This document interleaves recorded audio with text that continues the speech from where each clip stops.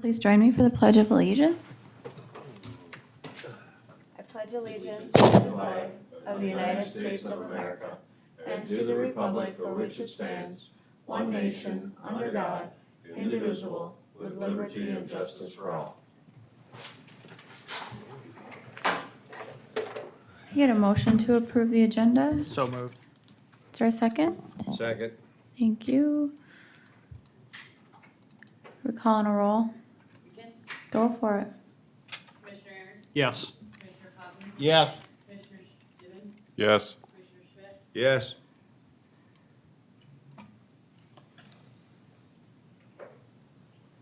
Yes. Oh, sorry.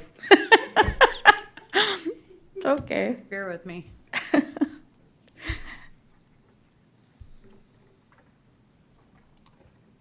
And then I need a motion to approve the county commission minutes from June 14th.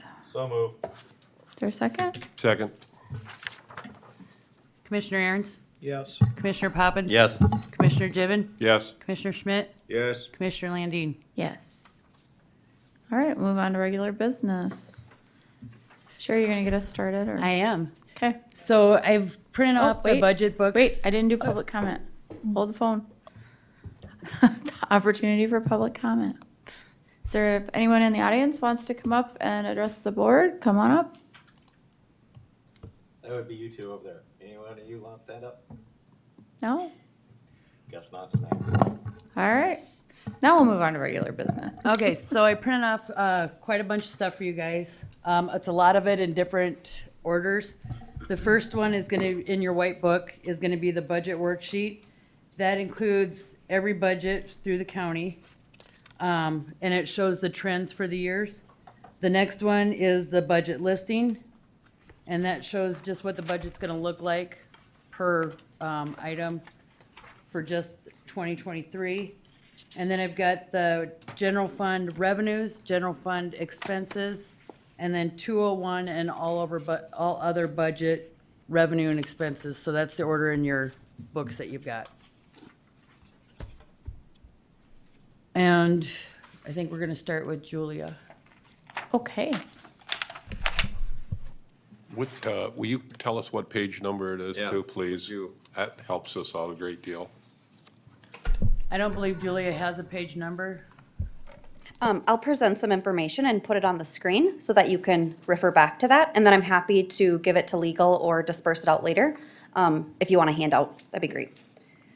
So what I'd like to do tonight is I've been asked to present some compensation information based on market and then also to go over benefits information compared to our competitors.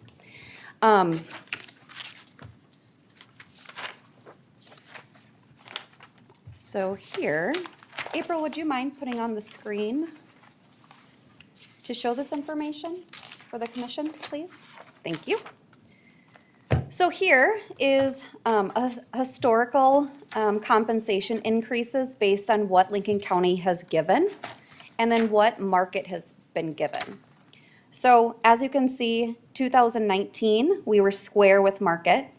2020, we implemented a compensation study, and at that point, the commission decided because of the cost and the financial restrictions, we weren't gonna do anything on top of the compensation study. So we were actually lagging market at that time by 1 year. The following year, we were behind market by 1%. And coming into this year, we were actually behind market by 0.75%, leaving us behind market by 4.25%. So those are where we're at right now. Now, we're in a unique situation with the labor market as it is right now. And many of our competitors are doing mid-year increases. Two of our direct competitors gave mid-year increases, one of them being Minnehaha County, who gave, in some cases, a 10% increases for some positions, depending where they were at in the matrix. In addition to that, we're also planning for next year. So to be consistent with the FOP contract, that would be a 3.25% increase, which leaves us behind market, or to be at market for next year at an increase for all staff, 17.5. Okay. This doesn't take into consideration any bonuses, any retention bonuses or recruitment bonuses given, which many of our competitors have also given over the past 6 to 8 months.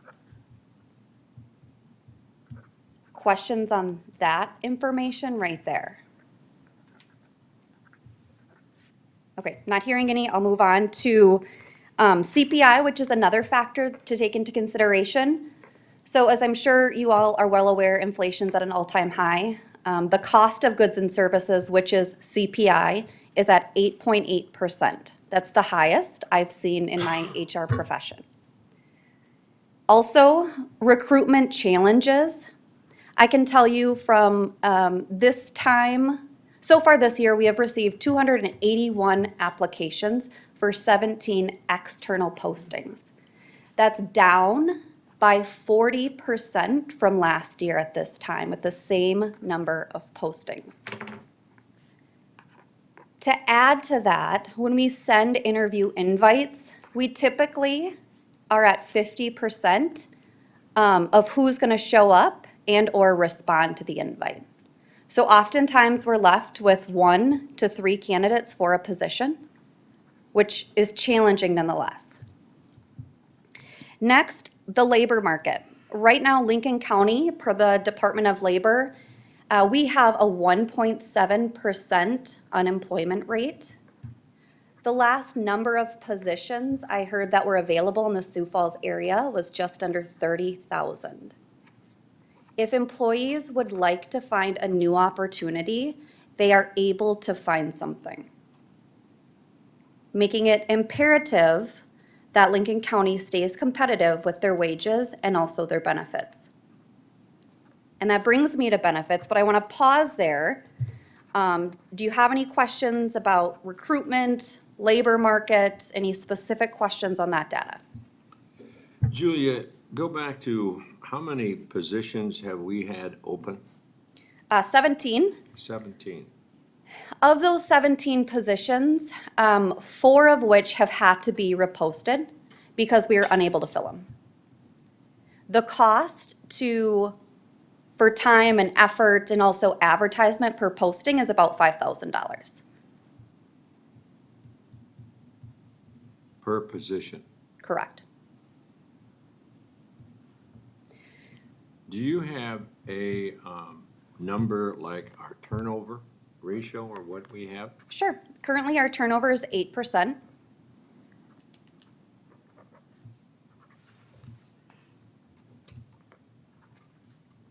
Have you tracked that to know whether that's up or down, or has that been pretty consistent? So 2 years ago, we were at 14%. Last year, we were at 10%. This year to date, we're at 8%. Okay. But again, when you have 30,000 jobs available, you're 30 miles south of Sioux Falls, and most of our employees live somewhere in and around Sioux Falls. If they'd like to leave, there's opportunities. I also want to touch on the highway department. They are currently sitting 4 people short because they're unable to find quality applicants. Julia, you said that we spend $5,000 in advertising cost and time per position? So on average, it's $5,000, and what that includes is the individual's time, the department head, HR's time, through the interview process, the posting, and then also the advertisement, yes. So that's all encompassing. How much of that is time versus advertising? I would say, well, depending on the position, right? For some of our law enforcement positions, we've posted, it costs probably $5,000 to $10,000 per posting. Now, to answer your question, probably of the $5,000, $4,000 is time. Manpower.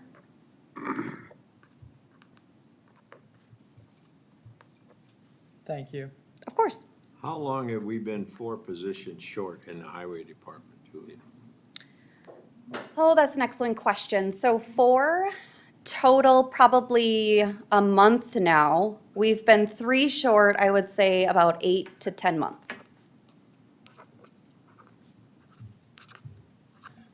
Maybe the better question, Julia, is when's the last time we were fully staffed? In the highway department? In the highway department, 2 years ago probably.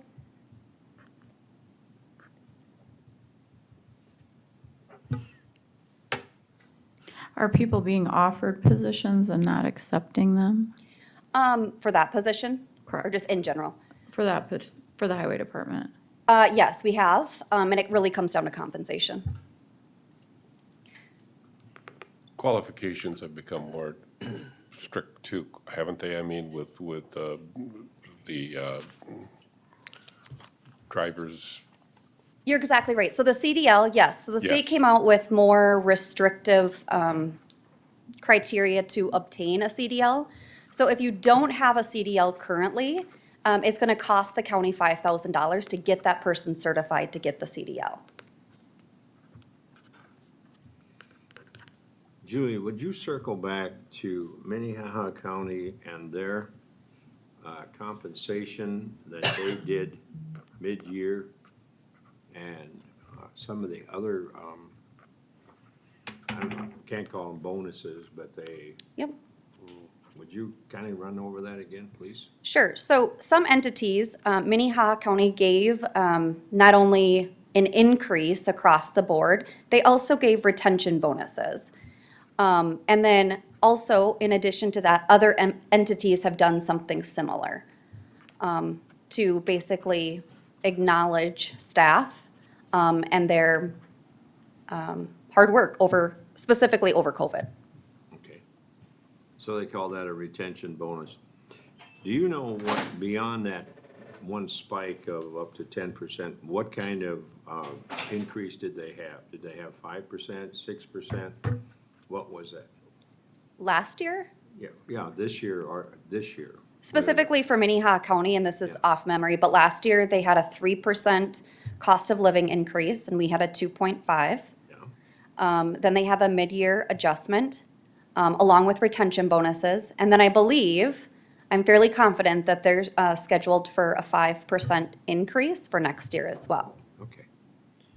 So on the sheet on the screen there where it says mid-year adjustment made by direct competitor, MC 10%, is that the retention bonus or is that No. separate and apart from retention bonus? That's separate and apart. So Okay. the 10% is 10% added, like money in your pocket right now, to your salary. Okay. The retention bonuses aren't included in this. I'm just bringing it up for discussion purposes.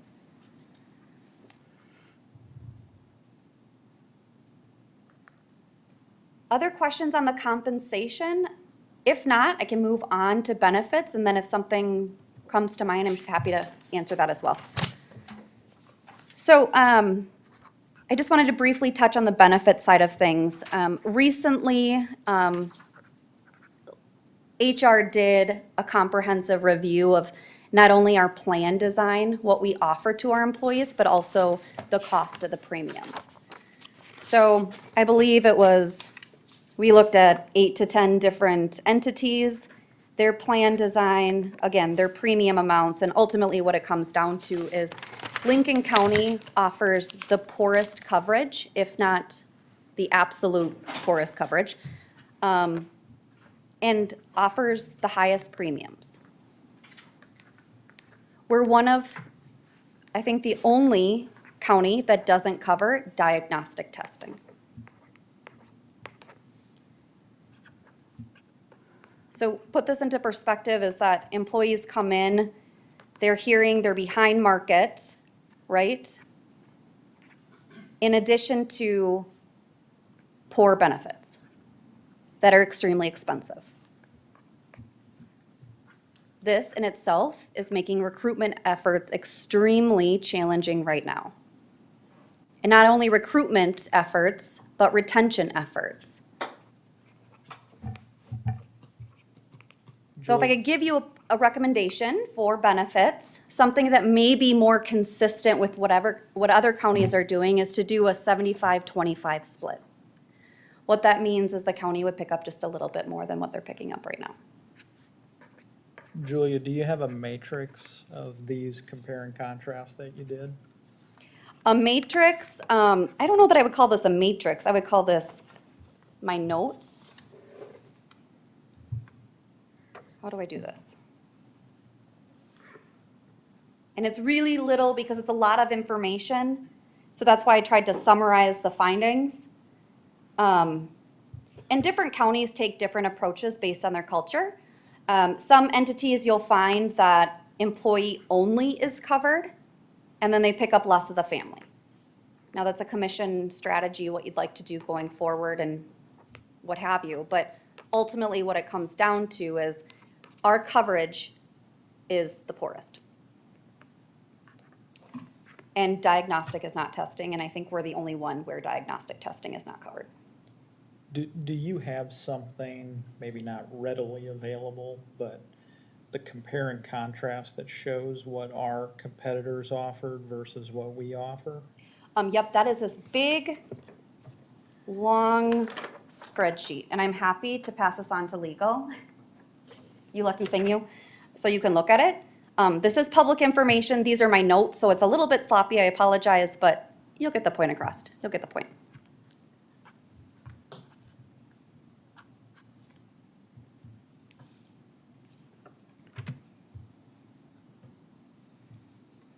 Questions for me? Benefits, compensation, thoughts?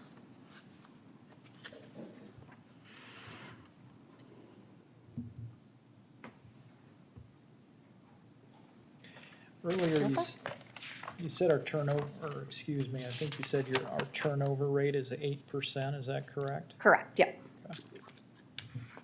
And that's so far this year. Is that a projection or is that right now? No, that is currently. Without oversharing, I can tell you, people are looking, right? Sure. I've fielded more complaints in the last year than I have in my 9 years here. What, I know when you were presenting the turnover here, you had Yeah. said in 2020 it was 2020 was. 12% or, I think it was Four- 14. and that was the whole year? Yeah, that was the whole Okay. year. Do you know where we were midpoint for those, since we're just halfway through the year? I don't. I can sure look Okay. and get back to you. I was just curious how that was tracking.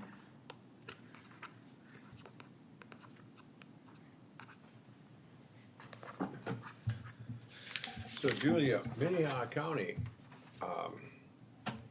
gave retention bonuses 10%. And they had a salary in 7%, and now they're looking at 5%. So they're jacked up pretty high. They've made some good adjustments, yes. Was there a like the retention bonuses, was there a formula that they were using, or was it just a flat amount? That's a good question. So it's my understanding that based on how long you were there, within like the last 18 months or something, is how they paid it out. But if you were there the last 18 months, then you got the full amount, and I think that came to, I'm sorry, I don't have it, like $1,500 or something. Okay.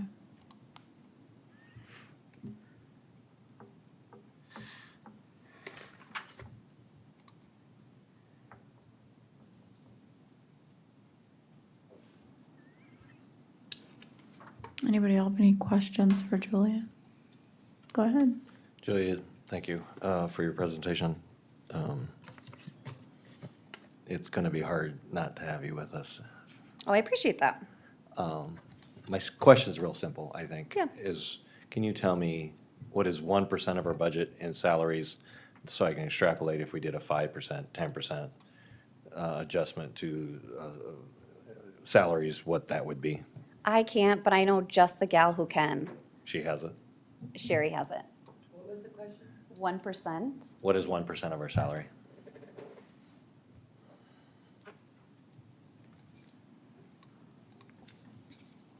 So you're saying if we did an increase of 1%? I'm not saying I'm not saying anything. I just want to know what 1% of our salary is. Of our current salary? Yes. Total salary.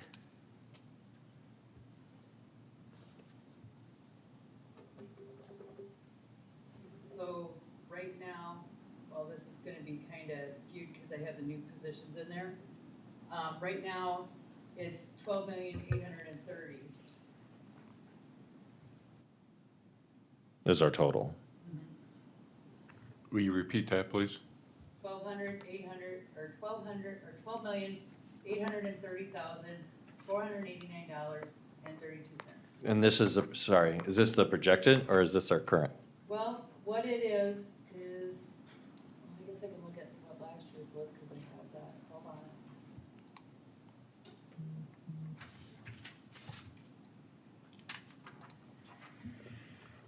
What is that exactly? 1%? 1%. Of what? I don't know, what 1% of, I thought that's our current salary.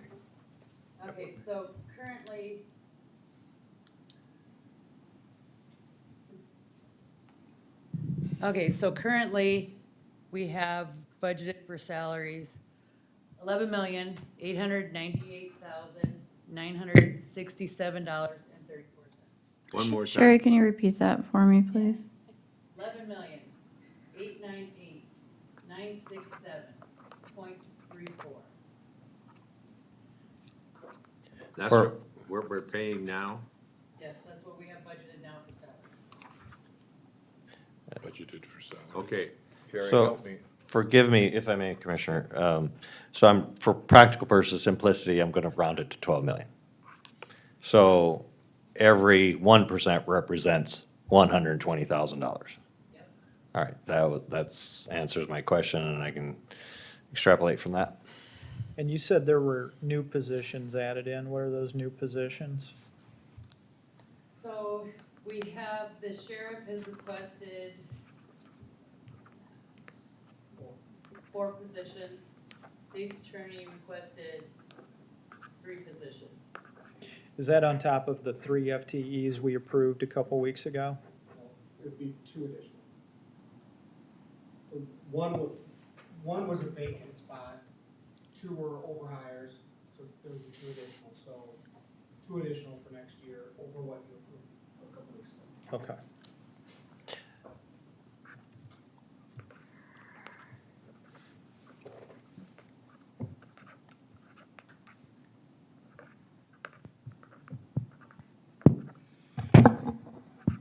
Sherry, what we have is the $12 million or 11 million plus.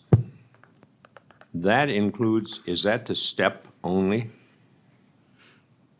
So what I did for, what I did for the budget in the budget worksheets is I took the current wage plus the step plus the position request.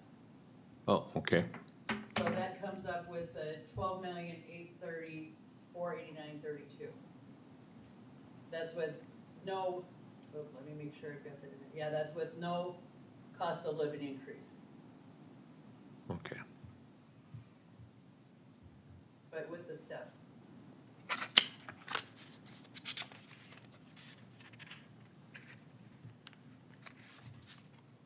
Julia, could I have you come up? Unfortunately, I have another question. Yes. So in your position as resource director, and people are looking, is it strictly salary or are there other conditions and benefits? Well, I think that differs for everyone, right? What they value most. Sure. I But if you think had for- to chart it, For recruitment purposes, the first thing people make sure is that they have the compensation desired. The generation now is that they would like money in their pocket ASAP. So they're more concerned with taking care of themselves and their family from a compensation perspective. The second part of this is communication and strong leadership. People want to feel secure in their position, and they want to feel valued and heard. and that falls on myself and this board. Well, I think it's a combination. I mean, the commission are the leaders, right? But we also have department heads, and they're leaders in their own departments, so.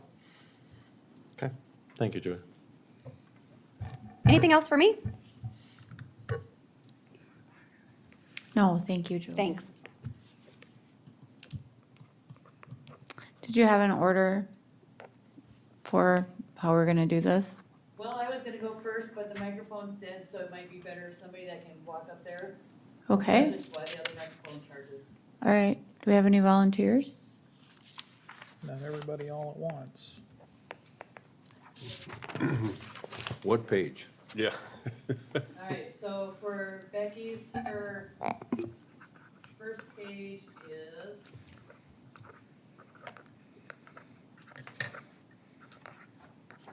I think I printed out page 13. yep, page 13. 13. Okay.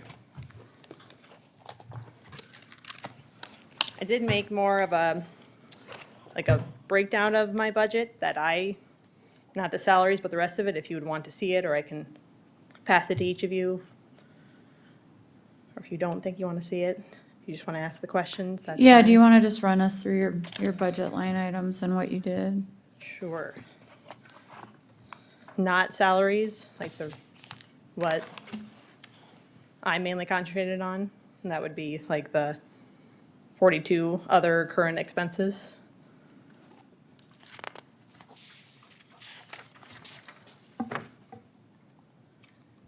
Does that sound good? Or Yeah. were you wanting any questions on the salaries part as well?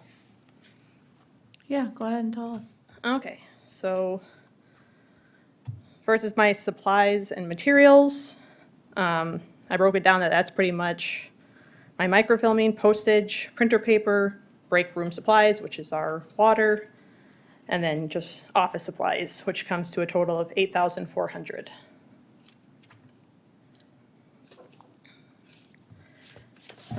The next line is travel and conference, which is pretty much just going to our Southeast District meetings, workshops, and state convention, and I budgeted $875 for that. And that's pretty much just hotel, gas, and food. The next one is our training, which is just the registration fees for the workshops and the state convention. And then I put our association fees that we pay from the state in with that training. And that's for a total of, oh, I didn't put a total there in my little sheet. Mine's showing $2,700. $2,700. And that's what's been spent, or right now you're at $270. Mhm. Okay. And then utilities, which is pretty much just our phone, long distance, and internet, at $1,900.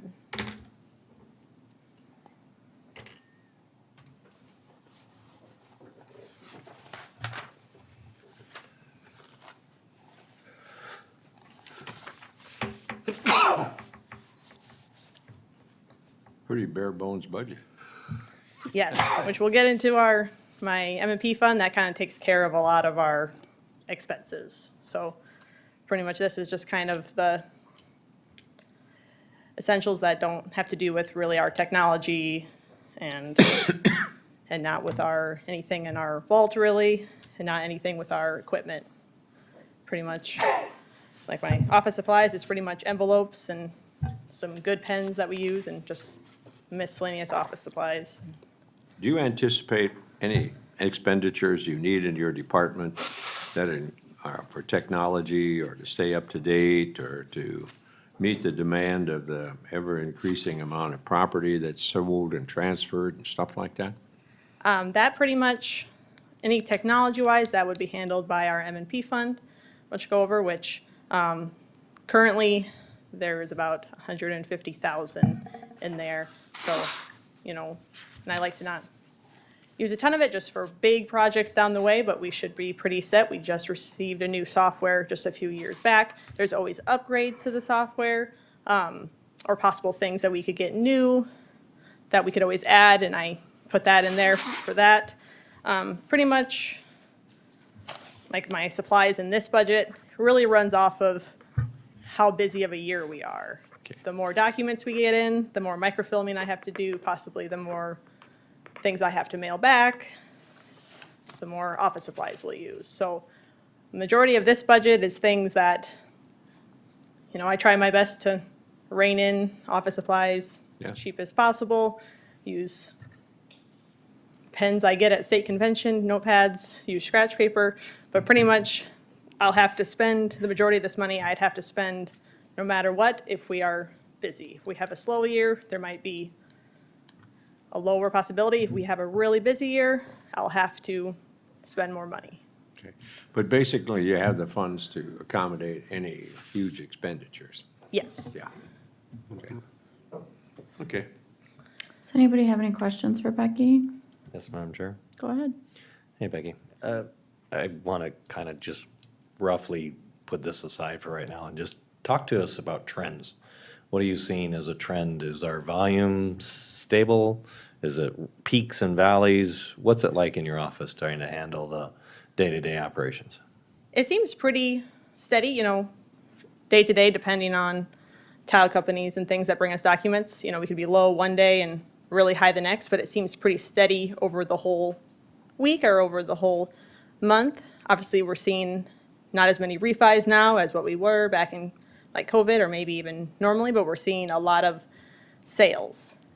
And in this projection, I was a little worried. I'm like, are we going to crash? Is my revenue is not going to be as much the last couple of years? And it's hard because we had a huge year during COVID with the interest rates. But what I've been told by anyone I talk to is that they can't keep up and the housing market, maybe not selling, but as far as investment properties and everything, it's just going to keep going. So they make it sound like my office is not going to slow down whatsoever, and Lincoln County just keeps building. So I would recommend, I would project always getting busier every year on a normal rate. Follow-up question, Madam Chair. Go ahead. Technology in your office, how has the implement of internet and access changed, and what would you say would be the future of title companies and stuff having more or less access without human direct contact? Is that something that do you think will become more and more common? Or are we kind of where we should be in your ideas as far as how much hands-off we should have and go versus an automated system?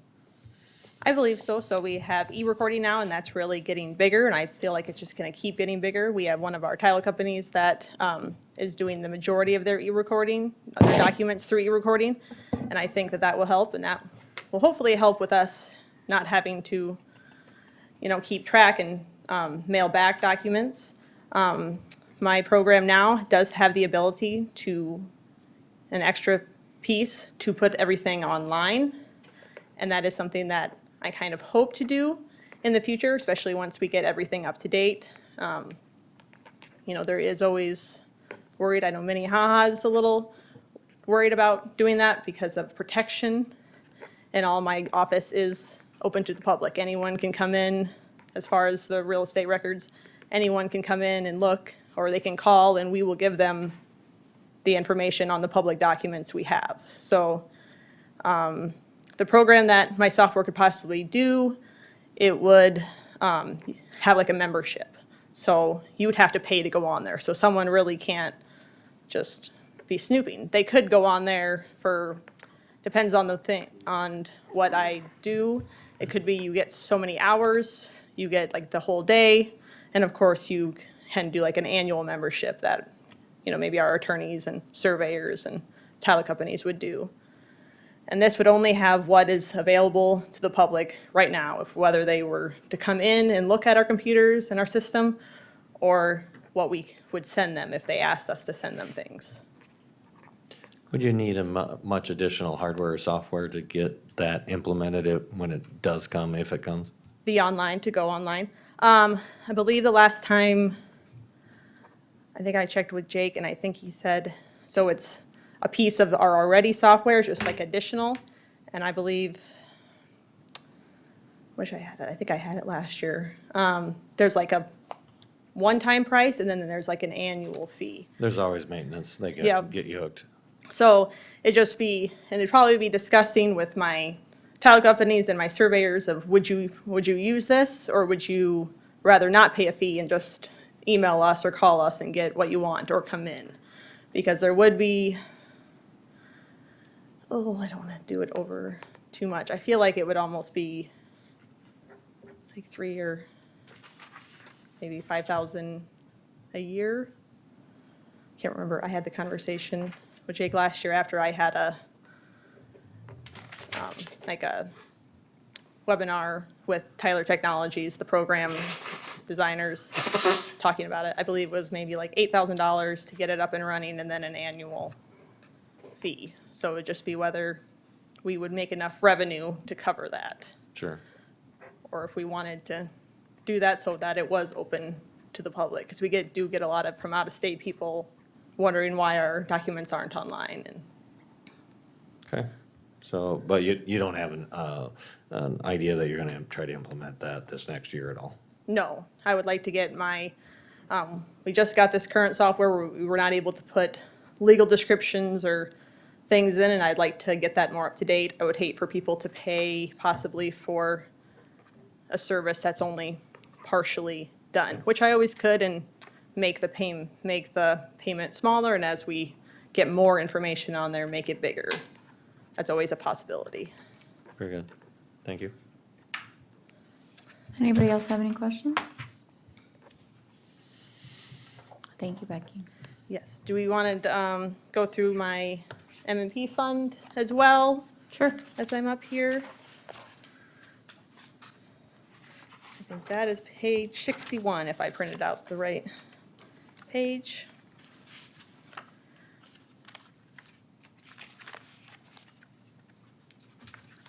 I don't know if anyone needs like kind of an overview of what it is or where it comes from, that this is completely separate from the general budget. And this comes from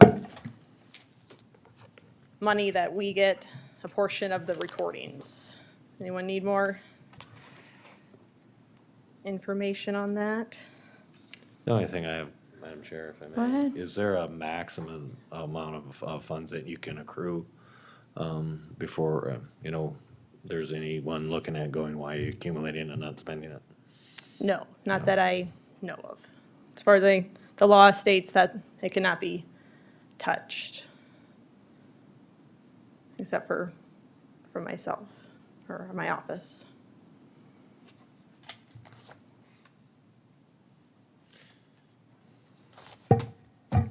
Anybody have any other questions about that? And those prices that I gave for going online, that would be all out of this budget. That would not come out of the general budget. That would come out of my M&P fund. And I can go through kind of, I have a little bit of a breakdown. Well, it's not so much a breakdown, just more maybe explaining the lines. Maybe more of a breakdown of my software and equipment. I go through, I do this budget a little bit different than my general budget, just because, whatever I don't spend stays in there. So sometimes I budgeted for each, like a label printer and a receipt printer and a scanner. Just, I believe some of these things we're looking at replacing one this next year, but it's more if one were to need to be rebought because it goes down. In your capital outlay line items, you had 40,000 and change for software and equipment, and to date, you've spent about 9,400. Are there big purchases you're gonna make here in the second half of the year? I was hoping, some things have come in front of it, that one of my projects would be to start scanning in our old microfilm and our old books, to at least do $20,000 this year. Some things have come in front of it, and of course I can still do that this year. But that is one thing that I'm hoping to do, is get some of it would be rescanned to get better images, and then some of the things haven't been scanned yet, so that would be one of them. Do you pay an outside service provider or outside vendor to do that for you? Yes, we would pay a company to digitally scan everything, and then possibility of paying our recording software to put it all into the system, or if we decide it's better for us to kind of do it one by one. But that would, yes, all come out of the, this fund.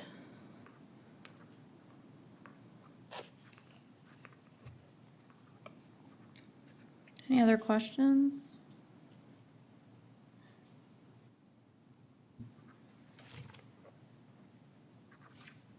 Anything else you'd like us to know about it, Becky? I don't think so, as long as it all sounds good to everyone.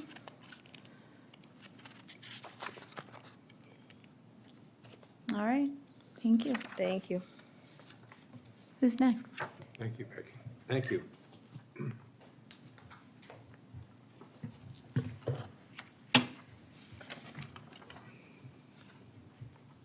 She's on page 12. Thank you.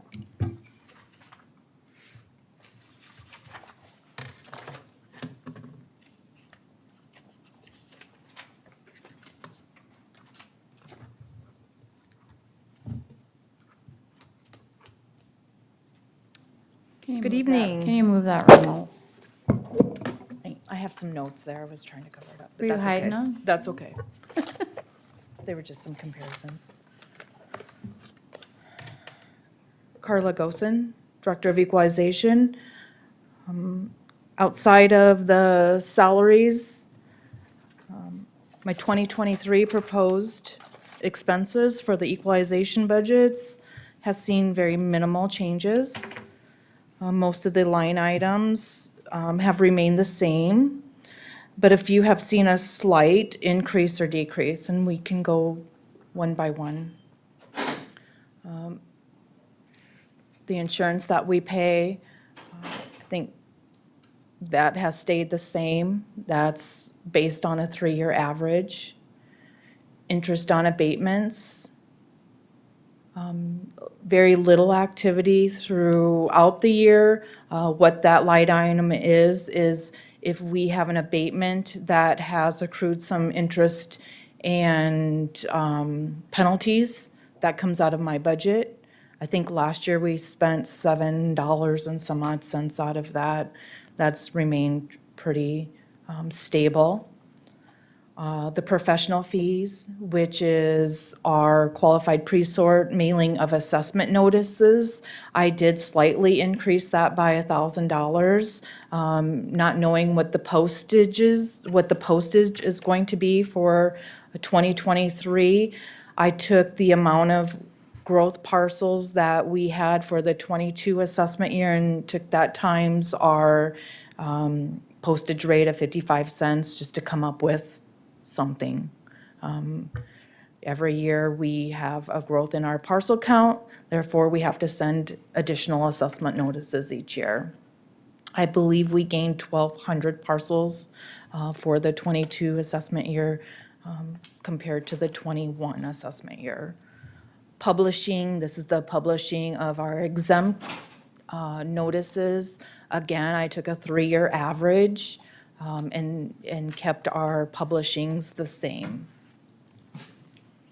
Repairs and maintenance, I looked at this prior to the meeting and I'm like, ooh, I wonder if I should not have decreased it because since I put this together for you, we've had 2 chip repairs that we needed done on the cars. So we're in our rural areas, so we're getting a lot of chips in our windows and they're needing repairs. So that's just continual maintenance on the cars, oil changes, chip repairs.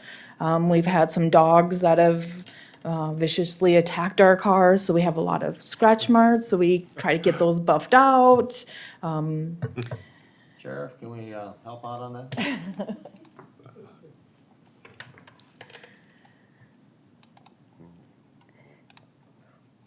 These next few items, this is a new breakdown that we put together for you for 2021.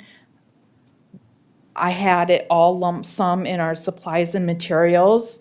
We have now broke it down into supplies and materials, the training, the travel. I think that's been the same, but we broke it down into 3 parts just to see how much money we're spending for our certification for our assessors. I did have a slight increase in our certification and training for 2022 versus '23, and that's because of our certification requirements. We've missed out on the last couple years. 2020, our certification almost was at a standstill. 2021, at the very end, our South Dakota annual school, 2 of the classes got postponed or delayed or canceled. Therefore, staff is needing that continuous certification, so I increased it by $1,800. Our travel to these conferences and workshops, I did decrease for the 2023 year, and that's because our annual conference is in Sioux Falls, so lodging and travel will be at a minimum. Utilities, there's our cell phone. I did decrease that, and that was because of the average, the 3-year average. That's all I have for our expenses. Do you have any questions? I do have some stats that I put together that's from our office. Good. Reporting has changed slightly, but I am confident in these numbers.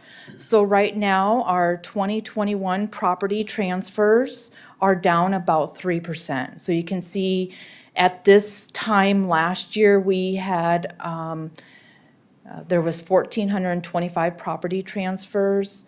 This year, we're at 1,375, so about 50, but that resulted in a 3% decrease. But you can see we're still up in the 3-year average. Last year in 2021 versus 20, we were up 27%. 19 to 20, we were up 10%. Our building permits are up 11%, which we were up 32% last year and 15% the year before when you compared the years. So we're continually seeing a increase in building permits. Our plats or parcels, estimated, they're down about 9%.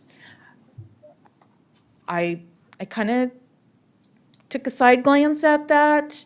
The only thing I can think of that's resulting in a 9% is because some of the municipalities have changed their platting regulations. I think they've increased fees, so therefore they're platting more parcels in one plat.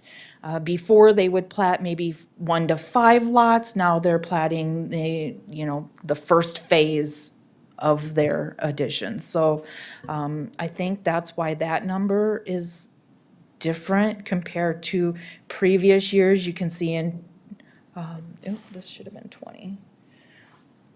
In 19 to 20, we saw a 22% increase. 20 to 21, we saw a 30%, and now we're seeing a slight decrease. And I think it's the platting fees and how they're platting their developments. But annexations are up for this year. I don't have how many annexations were last year, how many annexations we have this year, but I can tell you that the amount of annexations that I have been reviewing this year,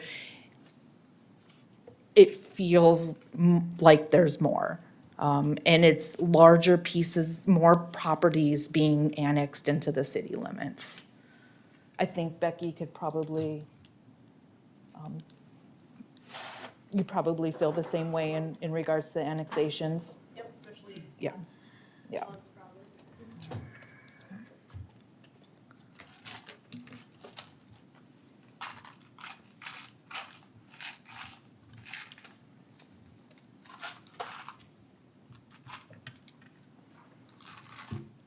Anything else, Carla? I think that's it, if you have any questions. Yeah, does anybody have any questions? Guess not. Okay, very Thank good. you. Thank you.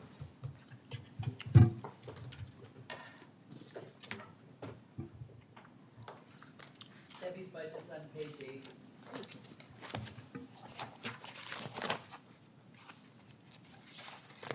Hi, Hi.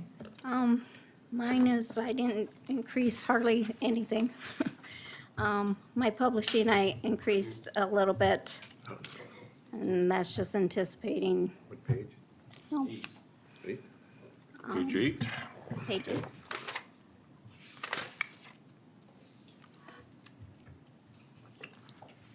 Advertising of taxes or whatever. That's basically it. I only basically increased only $1,000 over last year, so kind of cut and dry. Does anybody have any questions for Debbie? Becky, I see in Minnehaha. Debbie, Sorry, that's right. I was looking at her. You at were the same looking at time. Becky, I see. In the Minnehaha County Courthouse, they have this big yellow vending machine that gives out the, what is it, the registration Yes, tags and yes. license plates. And I have asked the state if we could possibly get one here, and they don't have any extra machines right now. So they know that I have asked, so if they ever get one, we can possibly have one here. That way, people could just come instead of standing in line there at our windows, they could stand in line at that way machine. But it's a possibility, you know, to help with the lines and stuff like that. So we're on the list. We're on a list. Yes, I brought that up last year to them. Is there a charge to us for that, or is that paid for by the state? You know, I'm not real sure how that would go. I think it's paid for by the state because they want to promote them. And they want them, have them, you know, I know Minnehaha County has them, but they'd like to have them in places that are open 24 hours so that people can access them anytime. And there's like a number on them. If something goes wrong with it, they call that number and they help them with the whatever problem. Now, I've heard people make some statements just in public. We don't currently have any of those machines servicing Lincoln County, do we? Or do we? You Well, can, not in actual Lincoln County, I don't think we do. There's I don't think so. two or three of them there's 3 of them in Minnehaha County. Right, there's like one in a Hy-Vee. I Hy-Vee think, or and one maybe at the one at the Get and Go in front of Menards on the east side, and then the one in the courthouse. And you can, like, if I was, you know, hanging out up in Sioux Falls and didn't want to drive down here, Right. or even if I was If you here were from coming, Rapid City. right, and you I could forgot to use renew that, your right? tags and you remembered when you got here, anybody can renew from any county. Okay, That's the nice thing about those. yeah, You know, you don't have to go to the county that you reside in. okay. I have actually used them. They're a very useful tool, especially when at midnight when I've forgotten to get them. Forgotten, yeah. I don't want to go driving past this deputy and go get to Well, know so him very I'm well. on my way, I got it. But there are circumstances they still cannot, at least not yet, replace our office. There's not the title transfers, but there's, in commercial vehicles, for instance, there's a lot of things that they cannot accommodate for unless you have a whole file of paperwork with you. Yeah, you know, the commercial, even, you know, for the renewal notices that they send out, the commercial ones, they use their FEIN number, so they sent them out a actual letter form instead of the postcard form.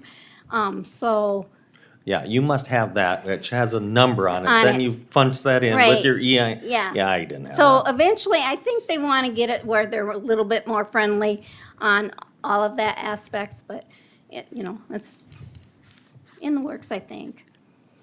All of my vehicles are registered now properly, thank you. Good to hear.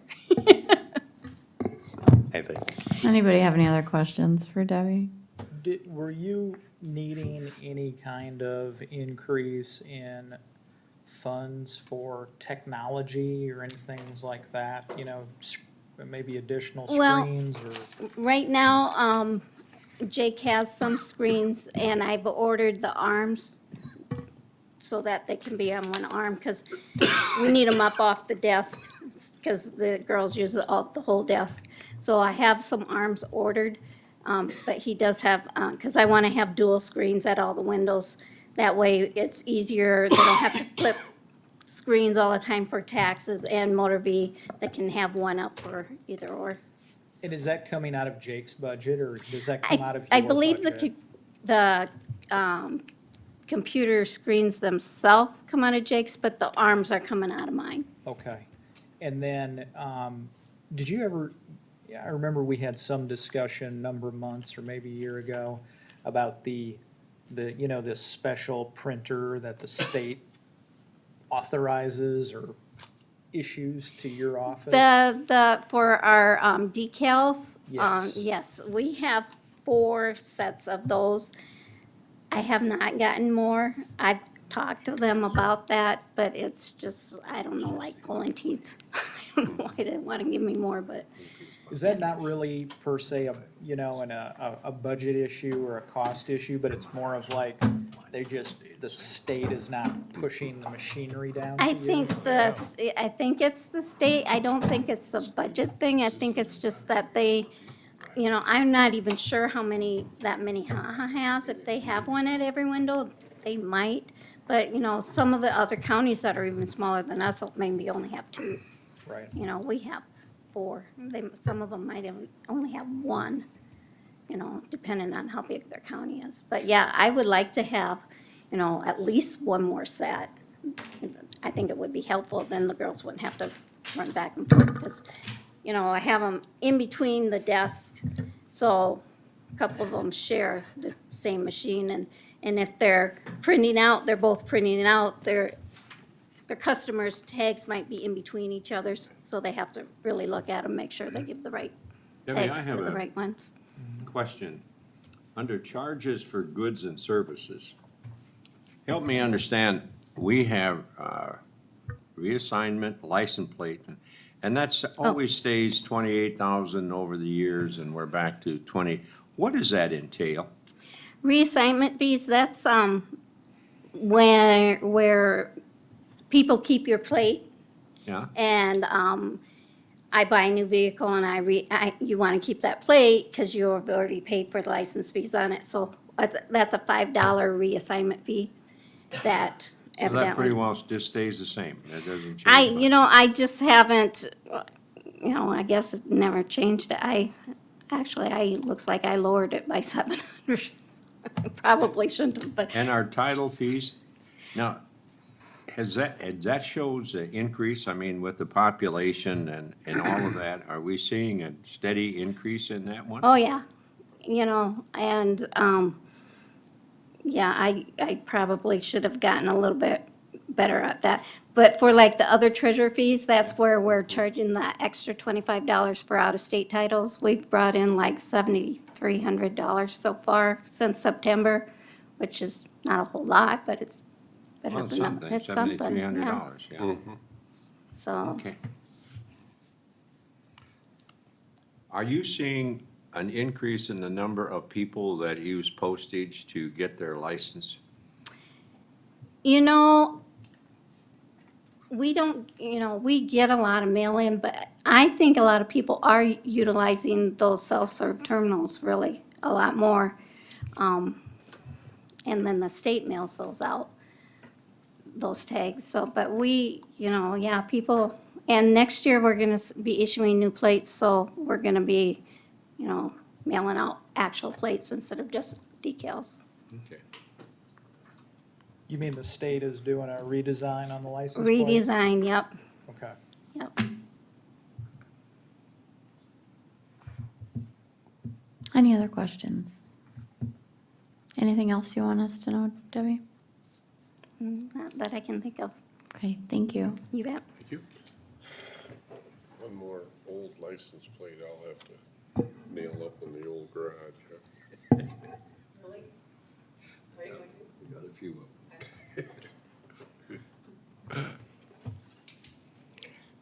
What page? 60. 60?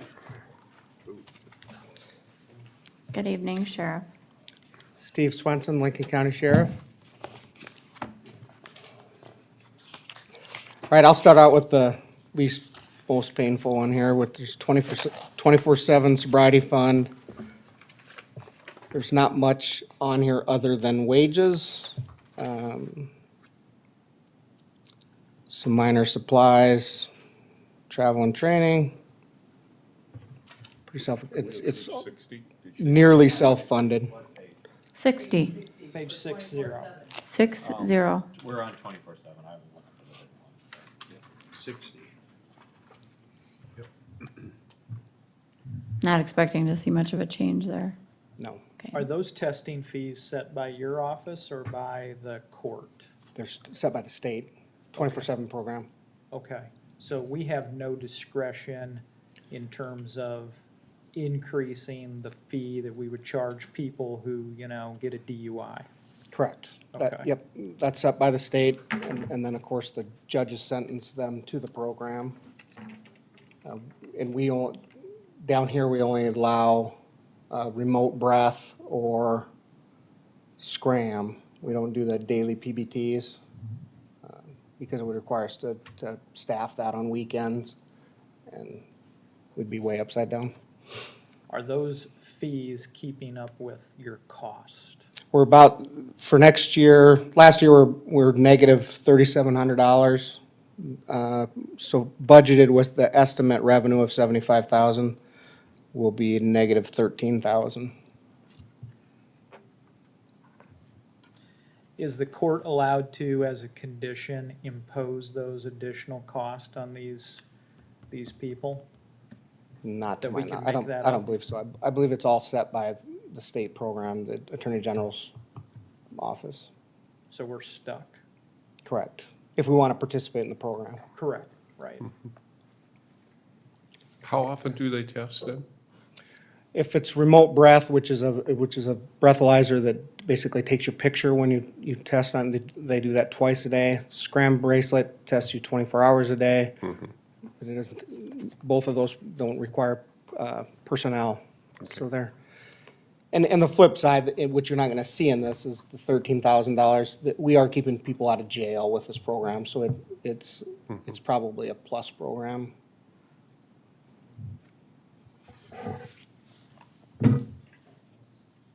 All right, now 911 communications. Page 53,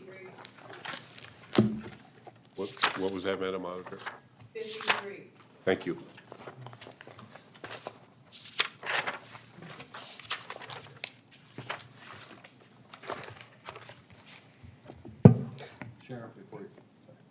Sheriff, before you start, are we fully staffed down there now? Yes, Thank you. since yesterday. Okay, on 911, again, mostly wages. Our revenues are gonna be up because of the contracts that we've signed with the cities last year.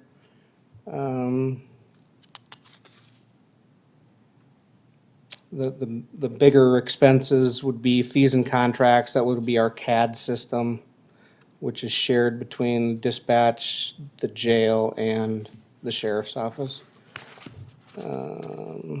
Repairs and maintenance,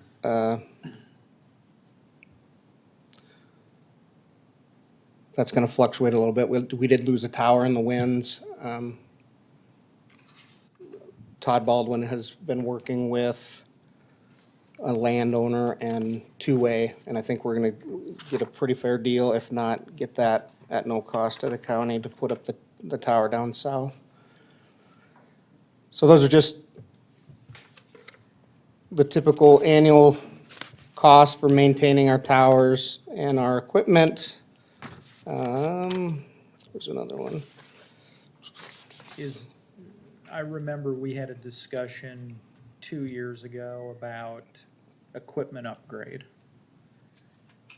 We didn't do it because we didn't get the money from we wanted to use some COVID monies for that, right? Yes, we did end up getting it all done. We did? Yes. Okay. With the money that we were reimbursed through COVID for 911 wages, et cetera, had to be used in that 911. It wasn't put into the general fund. So, pretty sure that was under Marlene, but anyway, it was covered under, so we have all new radios, all new consoles with another grant from the state, but all that equipment, except for we have a couple hard to explain, but there's a couple radio stacks that we need to replace that aren't P25 compliant, which is just the new radio system that will go in effect later this year or the first part of next year. And those run about $3,500 a piece, and I think we're 2 or 3, but hopefully those are actually covered by Homeland Security as well. So we're 911 is sitting, state-of-the-art equipment. It's sitting very good. Anybody have any questions about the 911? So, Steve, our capital outlay is certainly down. You know, you're at 24,000. Oh, yeah, and that's probably pretty strong, to be honest with you. I think I could probably cut that in half, to be honest with you, with we've where we're at. Showed progress there. Right, Congratulations. thank you. Now the jail. Page 22. Now, this is work in progress here. We're cutting the auditor asked me to cut actually, I don't know that she asked me. We cut the jail out of the sheriff's budget to its own budget to better track our prisoner courthouse and jail costs. So this is a new budget on its own this year. The big thing, obviously, is gonna be the prisoner care is 2.2 million. That's $30,000 less than I budgeted last year. Our numbers have remained pretty steady from last year to this year. Hoping that remains the same. However, our per diem is going up January 1st will be $106.20 per day per inmate. So that might be, and I was just notified of this last week, so this number was prior to that. So that's gonna be a pretty tight number and a number that would have no control over.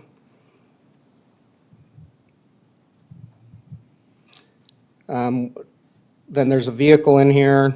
We do need to replace one of the transport vans, hopefully next year. And I'll get into that on the sheriff's side of it as well. We're having trouble getting vehicles, so we have 2 that we ordered last year that we still don't have, and I'm not even certain we will get them. So Steve, on the sheriff's prisoner care, the 2.2, is that with the 106 or without? That is without. Okay, so that's gonna go up. Do you know how much it'll go up? Well, like I said, I mean, we've dipped, so we were up around 65, 70 inmates towards the end of last year, and we're at 46 or 47 today. We're at 43 yesterday. So it's a guessing game if I'm just guessing, to be honest with you. It's 52 inmates is what I'm estimating as an average.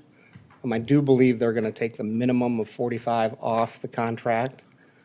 So the first time we've dipped under 45 in the since COVID would be 2 days ago. And why that happened, our calls for service are up, but our inmates are down. I think the judges are doing a good job of managing that as well. And you said 106.20 or 106.40? $106.20. Thank you. So just rough numbers, of course, but 106 minus 95, what is that, $11 per day times, if we just took 52 times 365, we're looking, what? Very rough, of course, a swag. $500 a day. Okay, so the 200 grand, another 200 grand, Right. is that? Yeah, I mean, I'm doing some of the number is about 208, 209. Yep. Yeah.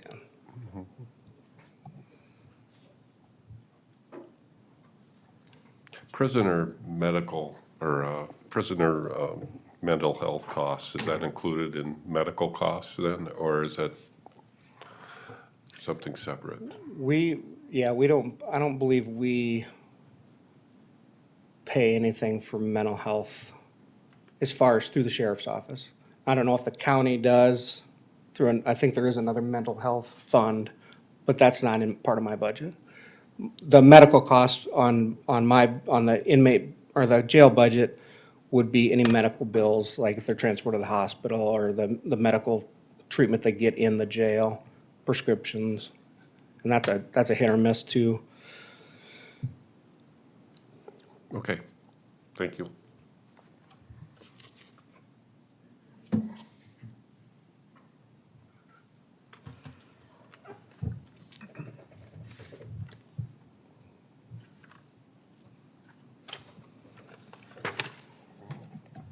Sheriffs?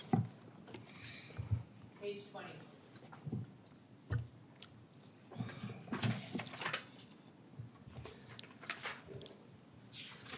Okay, on the big changes on this would be the Harrisburg contract. We have not signed the contract, but we've verbally agreed to increase the contract from, shows 383 for this year. However, it's 424, I believe, is what the correct number would have been. Anyway, that will be $900,014 next year. And simply Harrisburg is outgrown the hourly rate for police service. They need full-time police, and that requires more than one officer. And they're totally on board with that. So, but in exchange for that, the money, that's where the 4 positions come into play. So we're gonna absorb that in wages if we're allowed the FTEs.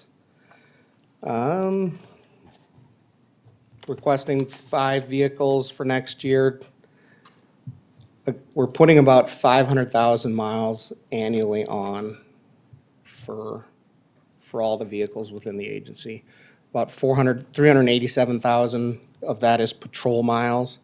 So if we're trying to keep our cars under 100,000, which was my goal, get rid of them at 100,000 because they start costing a lot of money to maintain. We currently have a vehicle at 144,000, one at 181,000, which if we get our 2 vehicles this year that we ordered last year, that one with 181,000 is part of that, so that would be surplus. Then we have a 2019 at 118,000 miles, a 2019 car at 117,000. So by the time we get new cars in, get them built, get them on the road, these will have 150,000 miles on them. So we're sitting at 6 vehicles with the lowest mileage of those 6 is 94,000.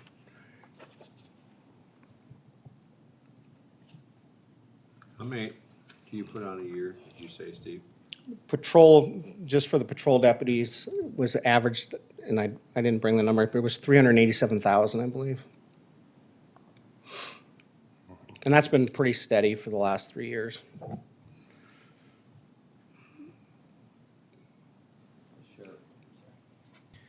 So Could you're you- asking for 4, you said? It'd be 5 patrol vehicles and then 1 jail vehicle, which would be a van. So 6 total with the 4 budgets. If he put in the request today, he probably wouldn't get half of them. I ordered the vehicles last year in October, and we've received 4 of 6. Yeah, I went shopping the other day for a vehicle for the store and, yeah, they couldn't tell you if he'd get it in a year. Somebody told me that Ford has asked people to stop calling, looking for their cars, so. Sheriff, what was the number for the new contract with Harrisburg?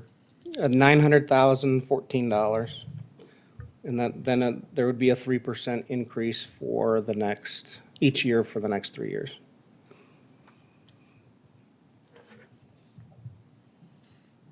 Has any other community ever approached you about services? Similar to what we do in Harrisburg? No. I take that back. Hudson.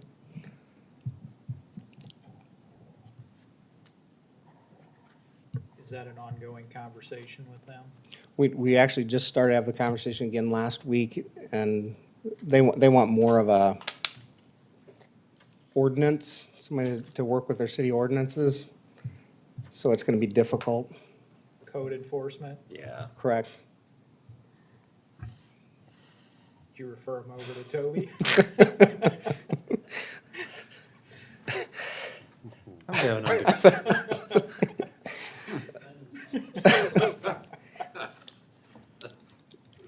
Yeah, I'm sending Carla down there.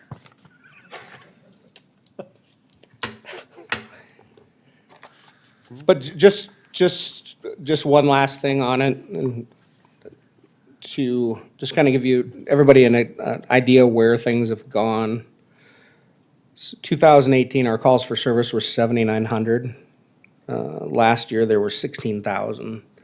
So part of that is you guys have been generous to properly staff the sheriff's office. Those calls were probably, a lot of those were probably already there, but things are not slowing down, so. What was 2018, Steve? 7,900. 70. Your counterparts throughout the state, or at least in the southeast, seeing the same thing? Do you know? I don't know. And again, I think it's totally on how you're staffed. Because if you're understaffed, you're gonna, your calls for service are gonna reflect that because you don't have the people to take the calls. Response time is way down. Right. Anybody have any questions?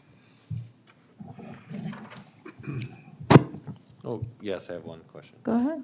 Where are we at in the contract with the officers? Are we second year of 3 or third year? This, I believe there's 1 year after this year. This is This was just the This first. is the second year, I believe.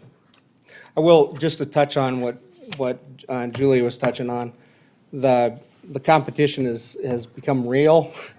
The Minnehaha County's changes to their salaries, their COs, which would be their jailers, corrections officers, and I'm just gonna give you rough numbers, but it's 23 to 26 starting. That's where our deputies are. Their deputies are 26 to 29 starting. So the problem we're running into is we're $6,000 to $12,000 behind in wages. And then our benefits are awful. Our insurance is expensive and it doesn't cover anything. So that's starting to, people are starting to see that. I don't know if the rumor is we have 6 or 7 deputies looking for work with better benefits. Our pay was getting pretty close. Minnehaha County's big jump here is gonna make it pretty difficult. We advertised for the 3 deputy positions. I wanna say we spent $7,500 on advertisement, just advertisement, and we interviewed 6, Julia's gone, 6 deputies, 6 people for deputy positions, and we're hoping to get 1 out of there. So it's, we're spending the money, and we're offering a $7,500 hiring bonus, so I would agree that the wages is gonna be a real issue after what happened up north.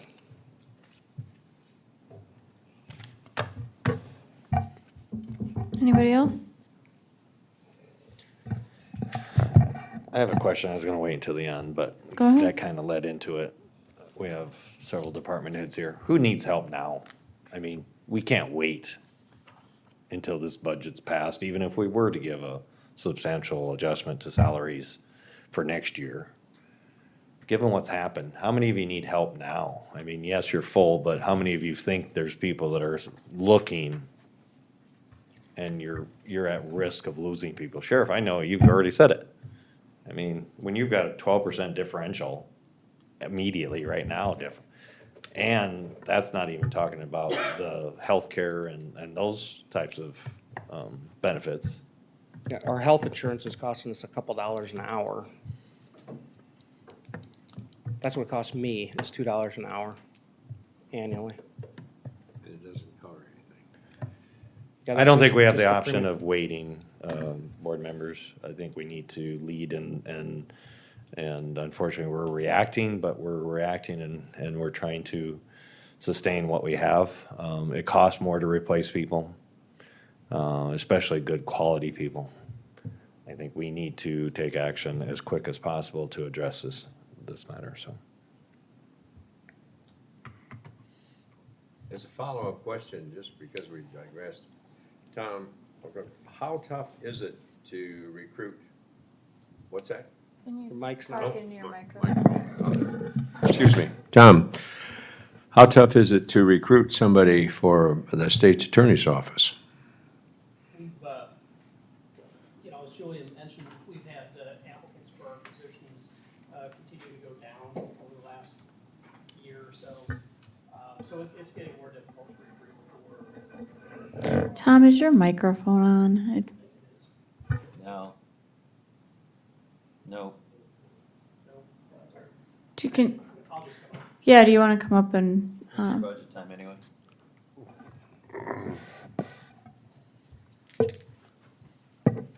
Thank you, Commissioner Schmidt. Tom Woolman, State's Attorney. Just to answer that question quick, it's becoming more difficult to recruit. We haven't had any open positions now for a little while, but our applicant numbers were really tapering off.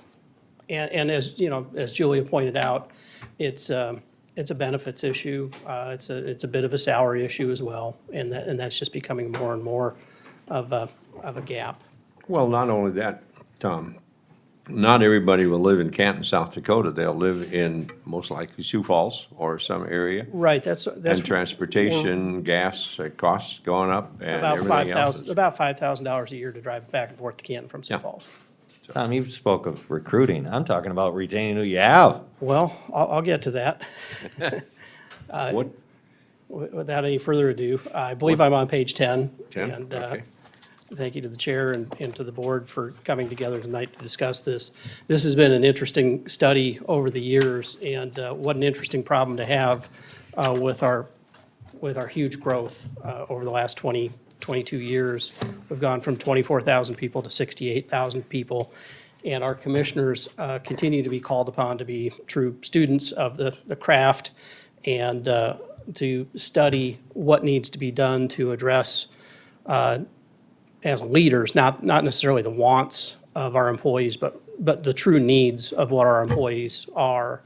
And so that's what you're called upon, I think, to separate through here as we continue to expand as a population, and as we continue to have to be able to provide support and services and infrastructure to that ever-growing public with a very limited funding source.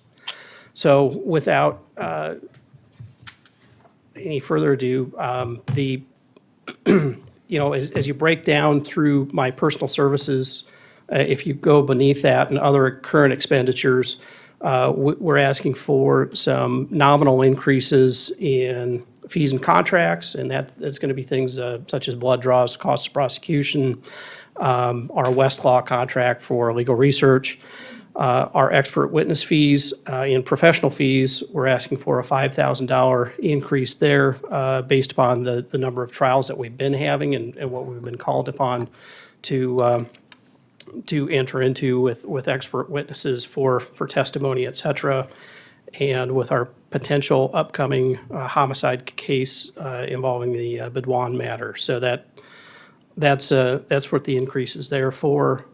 Moving down in rentals, that's remained the same. Supplies and materials remaining the same. Travel and conference remaining the same. And then on that final line item, the utilities, we're moving that back to the number that it was at back in 2021. We'd moved that down, I think. I don't remember exactly why, Sherry, but From 2021? yeah, for our utilities, we've moved that down. I don't recall why, but I think we're on track to spend the 35, so that's what we're going to request there. So then moving back up to professional services, salaries and wages, and the sort of the needs that we feel that we have in the office based upon Sheriff Swenson's continuing staff increases, which we believe are important for community safety and community protection. I believe that he is on track to add 5 deputies, already has those 3 approved. And of course, that increases our caseload right down the line from support services with personnel in the office, victim witness assistants, paralegals, and attorneys. And those are our 3 requests for 2023, would be an additional attorney. Currently, our magistrate attorneys are on track to handle about 1,400 magistrate files this year, so roughly 700 apiece. Those 2 attorneys are also called upon in the office to do other things, to be backup for juvenile court, for circuit court, and for A&N or abuse neglect actions as well. So they're wearing a lot of hats and juggling a lot of files. And we would ask for an additional magistrate attorney position based upon those increasing numbers. Additionally, we're asking for a victim witness assistant. Currently, the office has 1 victim witness assistant. She predominantly works with our victims of felony crimes in the office and other serious matters. We have a paralegal that currently sort of wears 2 hats and then works with our victims on the magistrate or misdemeanor offenses. So we definitely have a need there in providing assistance to our victims as they navigate the system.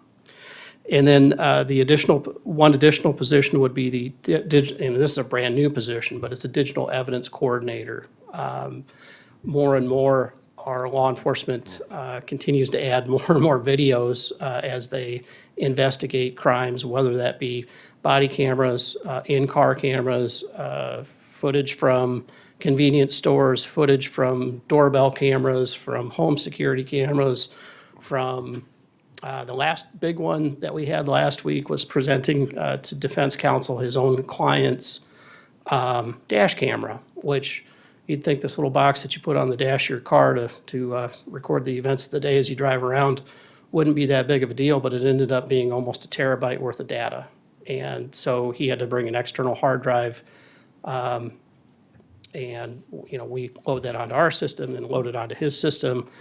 And it takes a lot of time, it takes a lot of storage. And as a result of that, we've just been answering that by having our legal office assistants and some of our paralegals to tackle some of these chores throughout the day, hopefully being able to run it in the background of their systems as they copy that digital evidence and then upload it, preserve it, and then disseminate it to defense counsel. But it's really become so taxing upon that staff that we feel like we really need to designate somebody with that exclusive job description. Sheriff Swenson is about to go live with his body cameras, which is the arbitrator system. GTAC system. I think that Sioux Falls PD has GTAC or arbitrator. GTAC.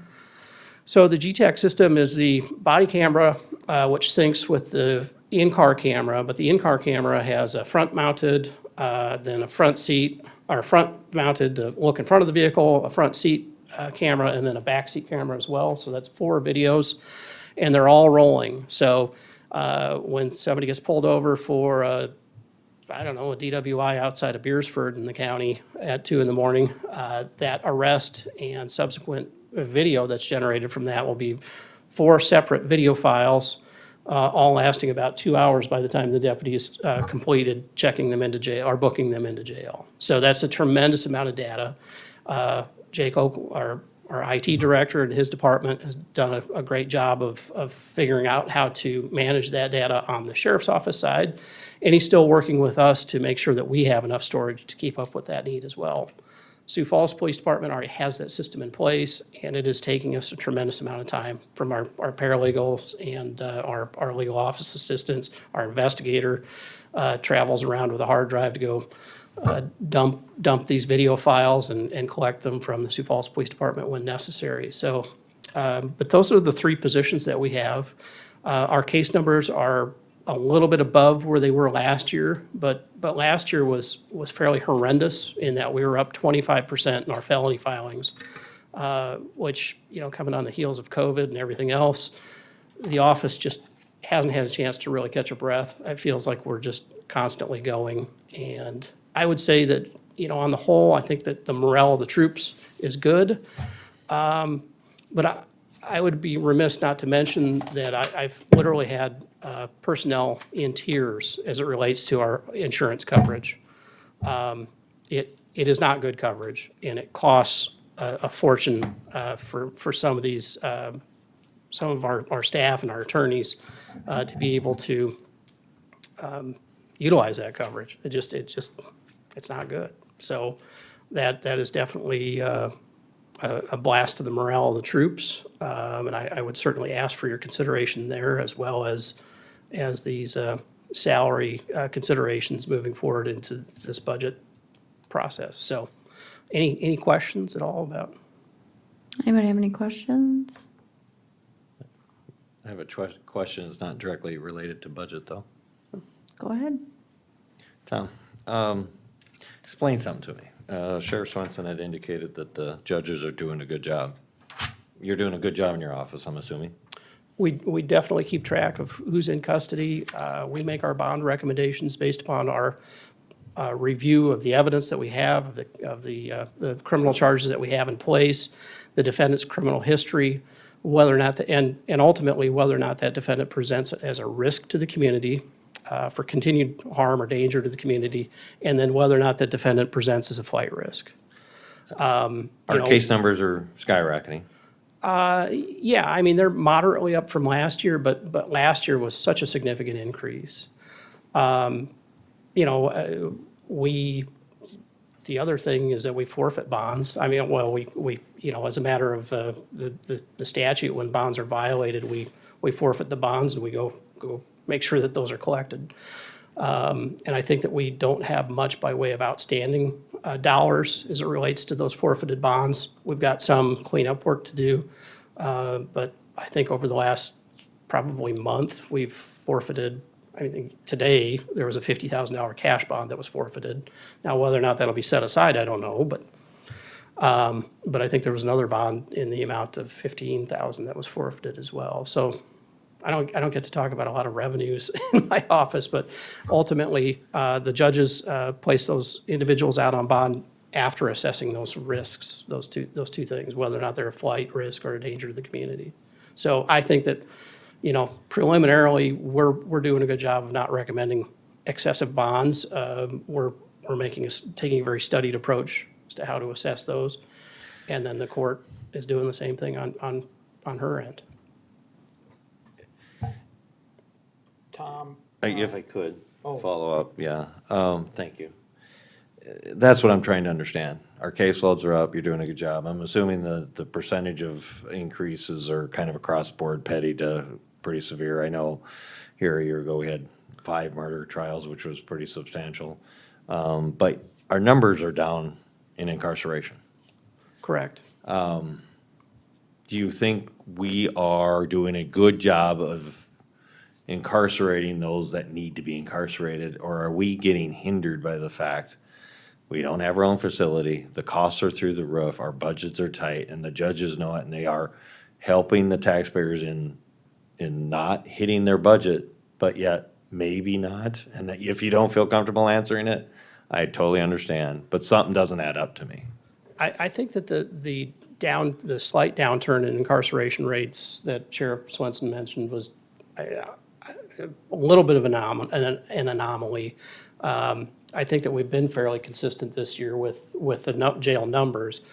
But overall, I believe that the courts do an appropriate job of assessing bonds and making sure that we don't have people in custody that don't need to be in custody. We've got the pretrial services program that does their own assessment, provides that to the court and to the state, and managing folks that are out on bond then with either daily phone check-ins or weekly phone check-ins, et cetera. So that's a service that we utilize as well. I think that the commission has heard from and I think funded that again this year, I believe so. But that's a system that's utilized by the court as well. Do you track repeat offenders? Is that number changing? Is it? The recidivism rates? It's tough on our level to do that. We could. We certainly have some frequent flyers that we recognize. But the recidivism rate within our numbers, it would be difficult to track. I think you'd need to go statewide for that. Do you have a pulse on the community? Does the community, any blowback for your office because people are getting bonded out? And maybe the public feels that they should be incarcerated? Yeah, I could give you all kinds of examples where my lead victim witness assistant or my legal assistants are taking flack from very angry people where bonds have been afforded. That just happened last week where I think 2 of my staff members were yelled at and swore at by an angry customer, I guess I would call them, whose daughter was a victim. And I can't disagree that with him for being angry. But just the same, ultimately it's the court's determination as to what the appropriate bond is. And we make recommendations based upon what we see and what we believe is appropriate under the circumstances. So, but yeah, I think that there are some folks, victims are never going to be, victims never are made whole. And as we go through this process, I think that we certainly hear a lot about that, whether that be in how the courts are sentencing, or, how restitution is handled, et cetera. So we're doing our best, but I think the community that we're in today, or the culture maybe that we're in today, is different than it was 5 years ago. So Thank you. we could talk a long time about that, of Sure. course, but yes. Thank you, Tom, for that. Following up on Commissioner Poppins, Sheriff Milstead gave an interview with the Argus Leader last week, and it was about the jail issue. And he said, we see a lot of frequent flyers, we see a lot of repeat offenders in here. I don't know how he's tracking it. Sounds like you're not tracking it necessarily. What I'm trying to figure out is, does it go towards the issue of we don't have tough enough sentencing, and so we're not properly rehabilitating these people, and it's resulting in repeat offenders coming back? Number one. Number two, what is the interplay of presumptive probation and the cost shifting that incurred as a result of shifting those people from having tougher sentences, i.e. going to prison, as opposed to sitting in jail, or now receiving presumptive probation, and perhaps they sit in our county jail system longer, or maybe not as long, but they come back on more frequent trips. Can you speak to how all that interplay works? Okay, I'll try my best. As it relates to the Sheriff Milstead's interview with the Argus, and I didn't get a chance to review that, but Minnehaha County, and in particular the city of Sioux Falls, is quite a bit different across 57th Street and as you go into the downtown area. I've got 3 deputies in the office that used to work with Minnehaha County, and it's interesting to watch the news over the noon hour with them in our break room, because they'll identify those frequent flyers that are seen in Minnehaha County with great regularity. And I don't want to single out that particular population, but it's a little easier to track just because of the volume up there. We certainly could track it. I don't know, and maybe I will following this, but I don't know that it would be hugely beneficial to us. But I could certainly bring you the numbers. And then, as it relates to presumptive probation, I would say that in the Second Circuit, prior to 2012 and the Senate Bill 70 implementation, I think the circuit judges were already practicing presumptive probation. We were not sending people to the penitentiary for DWI thirds, class 6 and class 5 felonies. That was very rare. That those individuals committing those infractions were going to the penitentiary. In meth cases, those class 5 felony controlled substance cases were rarely going to the penitentiary, absent some significant history or absent some aggravating factors. So I think that, I don't think that it had as big of an impact on our community as in 2012 when the P2P method of cooking methamphetamine came on the scene from the Mexican cartels. And that in conjunction with maybe the Senate Bill 70 and the presumptive probation I think that really skyrocketed our numbers. And that cheap methamphetamine has really driven a lot of our crime. You know, my service organization speech from 2005 was a lot about the perils of alcohol and how alcohol was driving 80 to 90% of our crime. And now today it's almost exclusively methamphetamine. And now there's more of a component in our community here in Lincoln County of fentanyl and a little bit of heroin as well. So it's just really changed who we're dealing with in terms of a customer. It's that addicted offender and the generating a ton of thefts, you know, whether it's storage units, catalytic converters, garage hopping, things like that. That a lot of those crimes are either committed, I mean, well, the garage hopping is usually kids, or oftentimes kids, but those storage unit thefts and rural burglaries oftentimes is committed by addicted offenders, and methamphetamine is driving that. Do we need, I've talked to a couple different state legislators about this, about potentially this bill coming forward in terms of offsetting county law enforcement cost, i.e., you know, state's attorney and public defender and sheriff's office. But is there, if you want to opine, or even if you don't, that's fine, but I'm trying to get some insight into this in terms of cost recovery.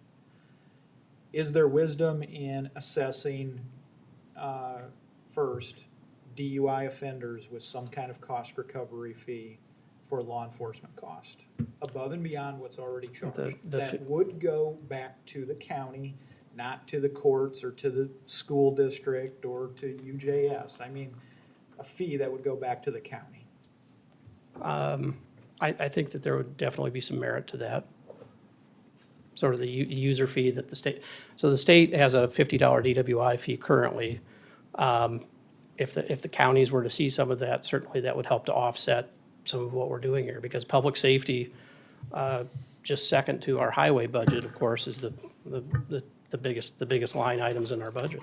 Now, when it comes to, so we got the DUI folks there, but when it comes to the issue of those who are addicted or those who are using, you know, fentanyl, meth, the biggest bulk of what we see in terms of that criminal component you were talking about, it's a different kind of crime.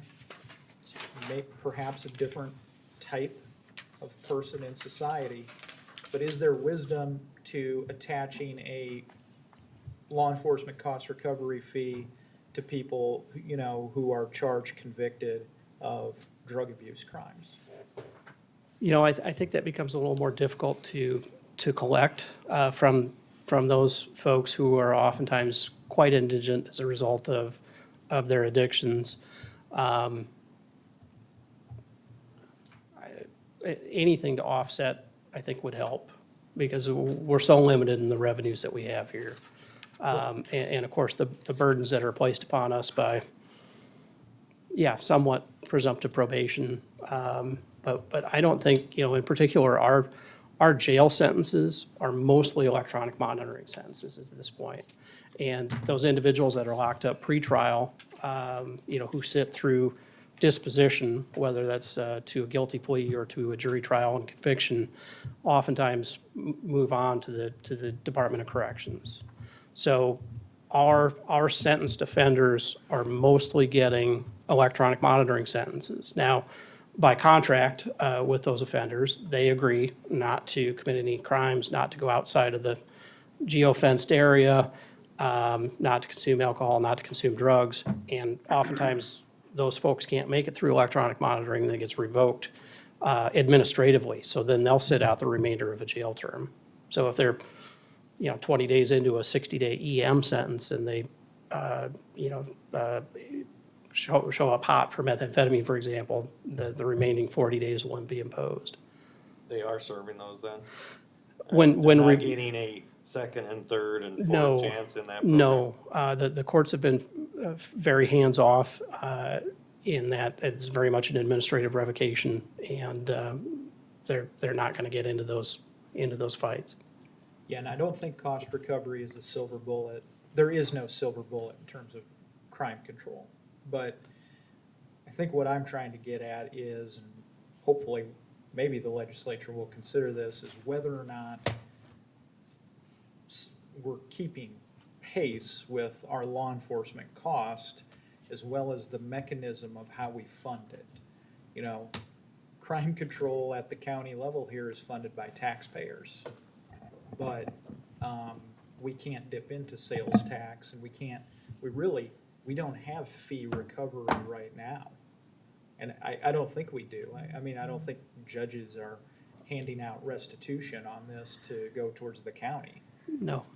And so, it's not gonna be a silver bullet, but I'm just trying to get a gauge or a bead on, you know, how do we attack this thing? I could certainly put some numbers together with our felony numbers as it relates to controlled substance cases and DWI, you know, thirds, fourths, and on, to give you an idea of what that might look like at either a $25 fee or a $50 fee. Counties have asked for assistance in this for years.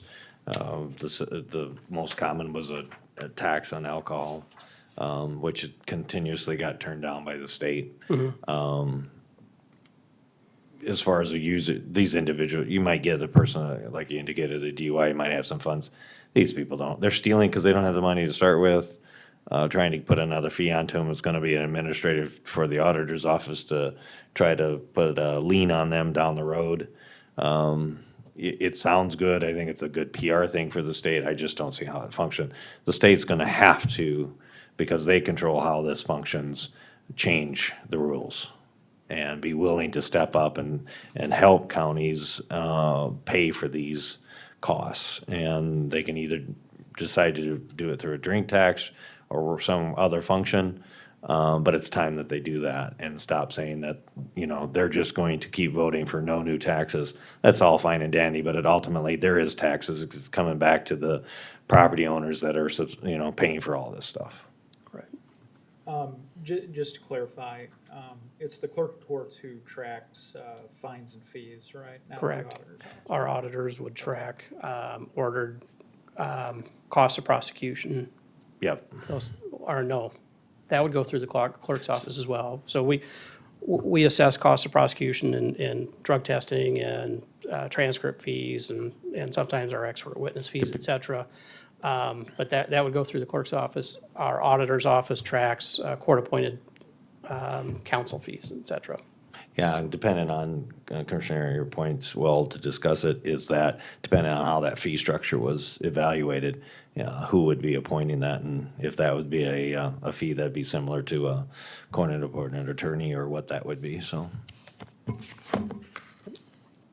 Thank you. Anything else? Well done? Thank Yep, you. thank you.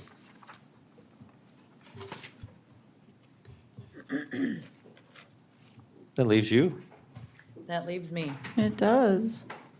All right, so mine is, the first one of mine is on, well, let's do Board of Commissioners. I made some changes on your guys's. Page. Which page, please? That one, page 3. Page 3. Thank you.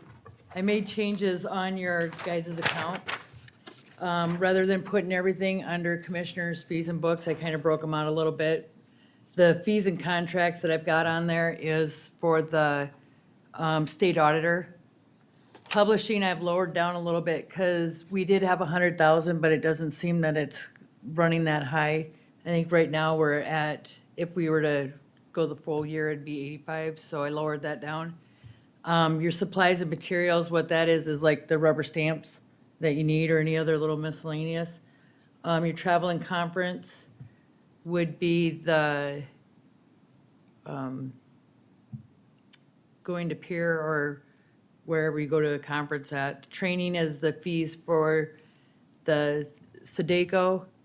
Utilities, that's for internet, everybody gets that. And then your dues and subscription is going, you'll see the breakdown of that under your budget listing, I think, on what I've got included under that. Yeah.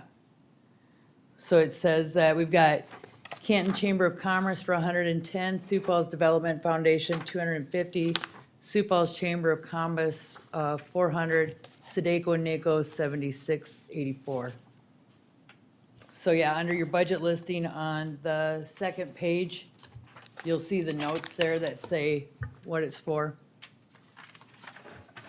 I thought that might be a clearer way for you guys to look at the budget, cause less confusion from the concerns that I had last year regarding your budget.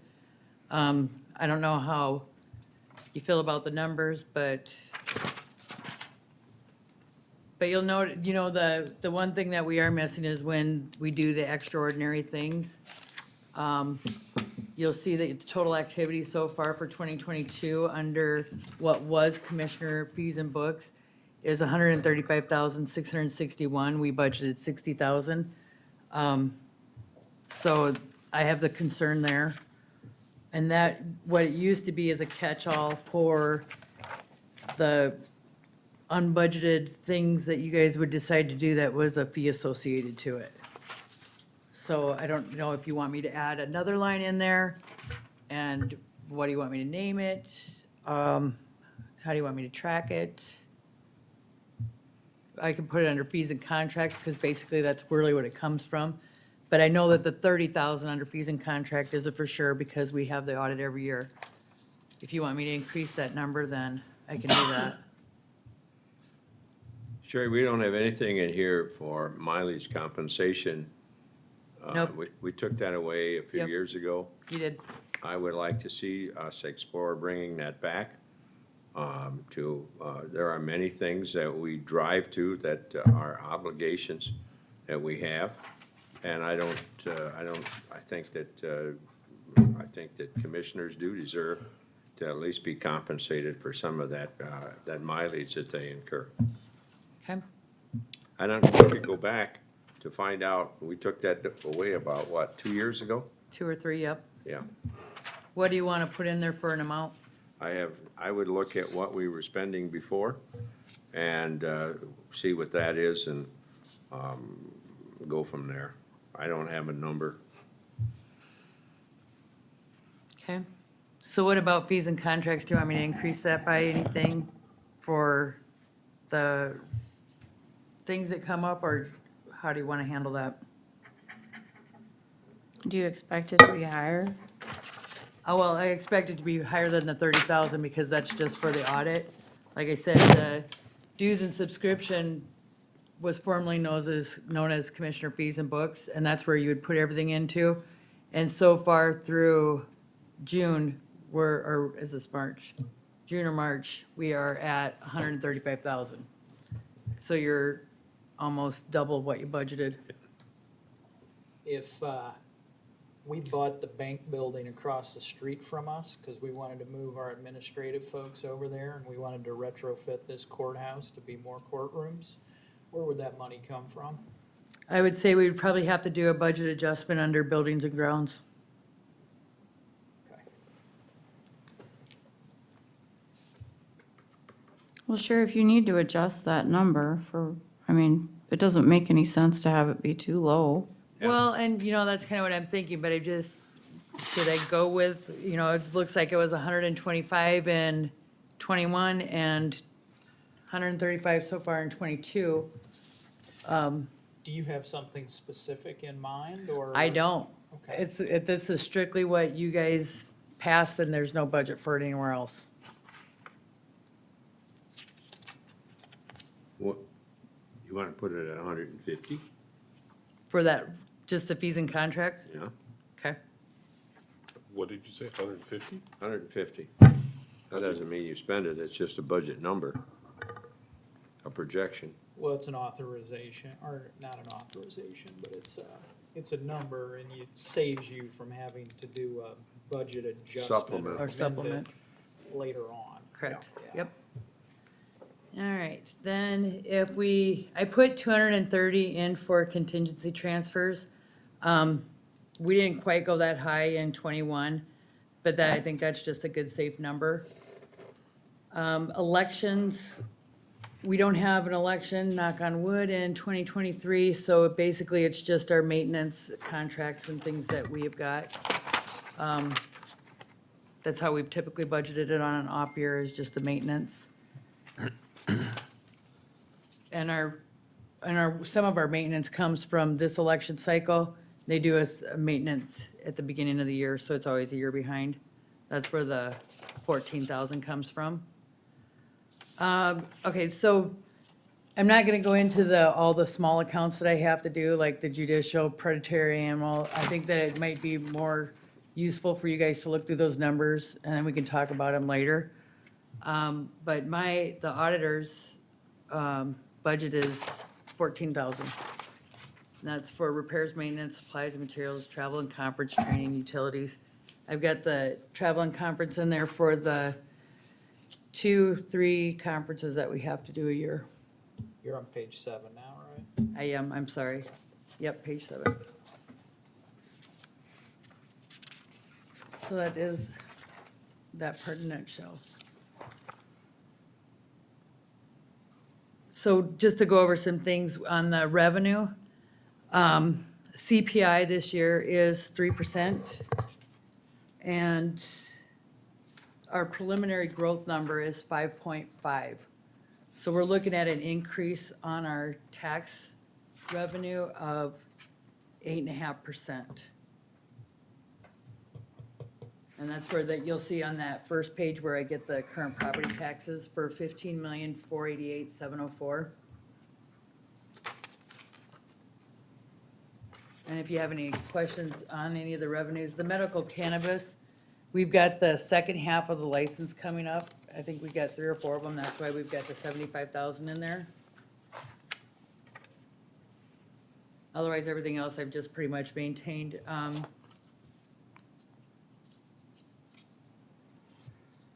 Trended it out over the time.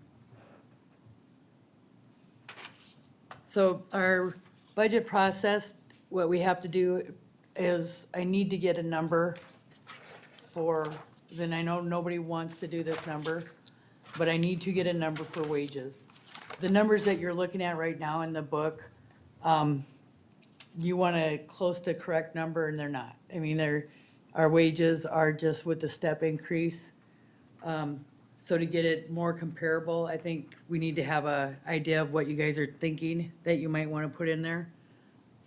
We can always do like we did last year with a couple different options, but it'd be nice to be able to have something in there, just so that I know where to go. I didn't do a lot of the reports and things that I did last year because they would only be half done.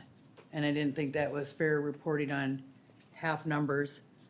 And then, so July 26th, I'd like to have the provisional budget passed. September 6th, we would have the public hearing, and September 27th would be the final date for adoption. Could you say that one more time? July 26th, the provisional budget, I'd like to have that passed. September 6th would be the public hearing, and September 27th would be the final date of adoption. The difference between the dates is anything we pass after the provisional budget, we'd have to do advertising on. So I'd like to have it as close as we can by the end of July so that we don't have to incur more advertising fees. Thank you.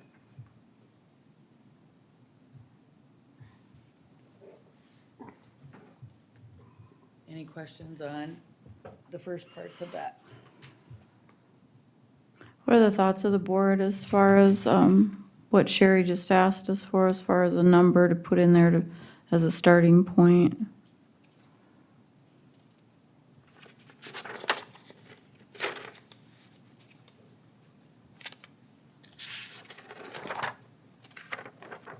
Don't everybody jump up at once. Well, I guess we've got to have, one of the data inputs is going to be the cost of insurance, right? So. So what we typically do is we do a 10% increase for the health insurance. We just automatically build the 10% in there. We would do that normally as a part of the budget cycle, but if there is a increased demand for a different kind of insurance policy, or different type of insurance coverage, excuse me, does 10% cover that? It probably wouldn't cover it. And I'm not expecting you to No, I know know. that answer. I What know. I'm suggesting as part of the process is in order to get these data inputs, do we need to hold some meetings or more work sessions in order to have the insurance people come in and start talking to us about the different plans? Historically, I think the insurance people haven't come in and talked until after the budget's passed. Okay.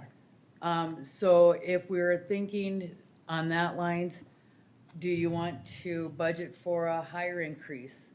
And, just to be safe, do a 20% increase. And then if it's not that high, then we save that money.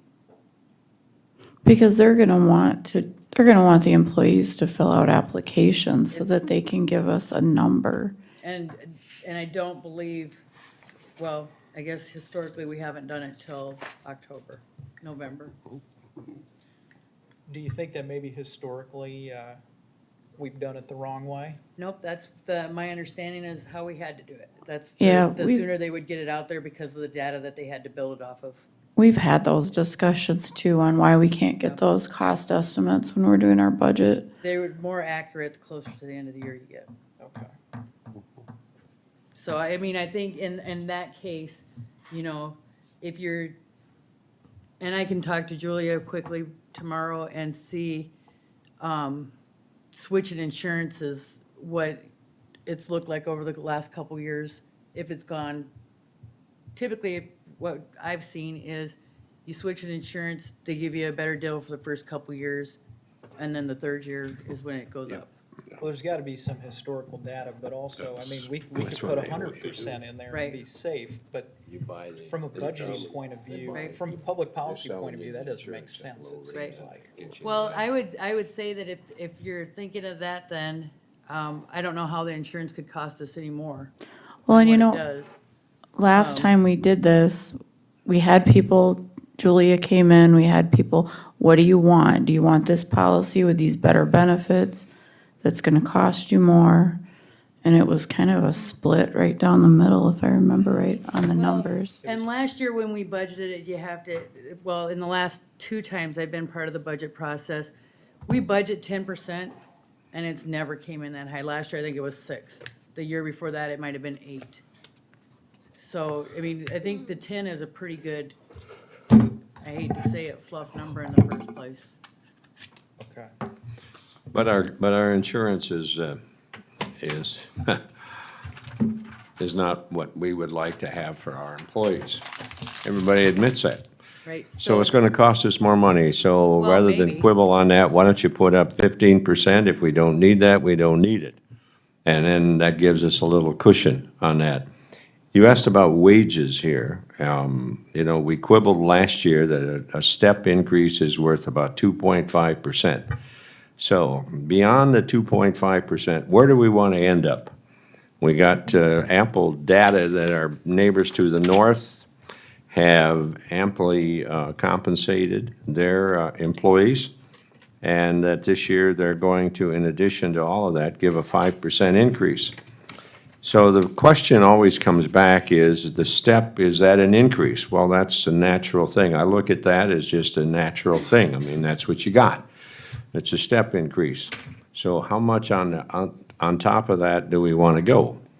Do we want to go 3%, 4%, 5%? I don't know. We're going to have to get serious about this because I think that, we got to be looking at about 7.5%.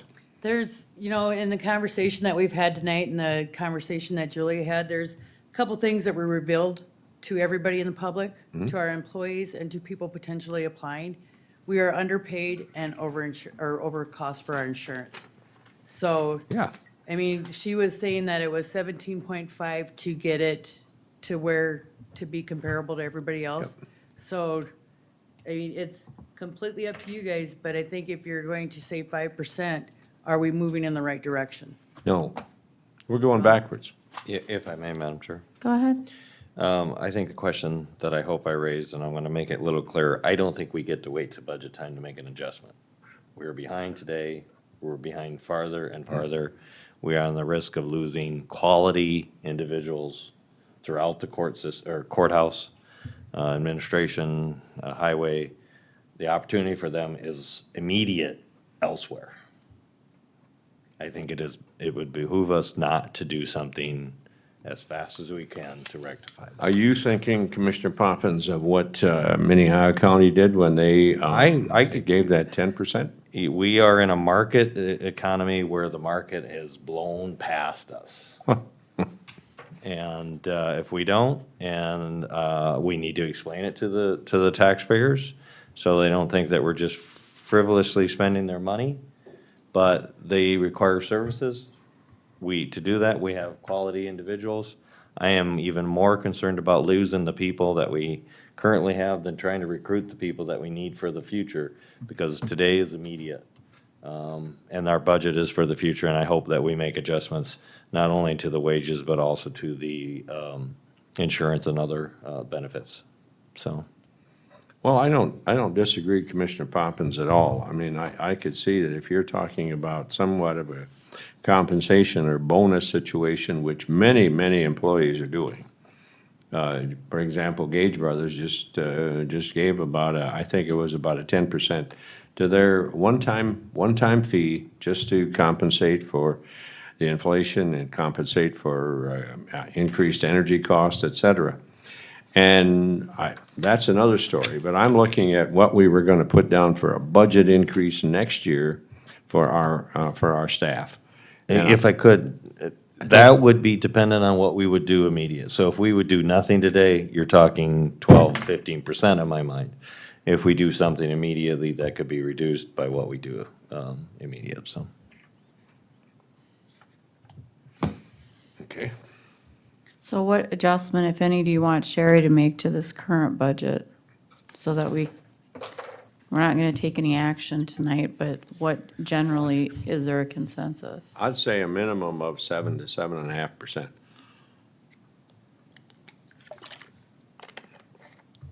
I don't know if that's enough. I'm always concur. open to 8 or 10. It's I not can, enough. I think 7.5%, what if I've we heard do tonight- 7.5% immediately. I, I mean, what I we're heard 15% behind now.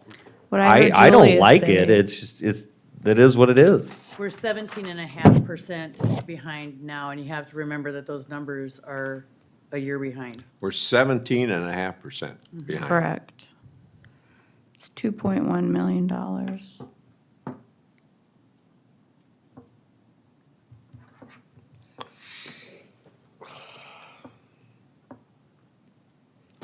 Well, you know what?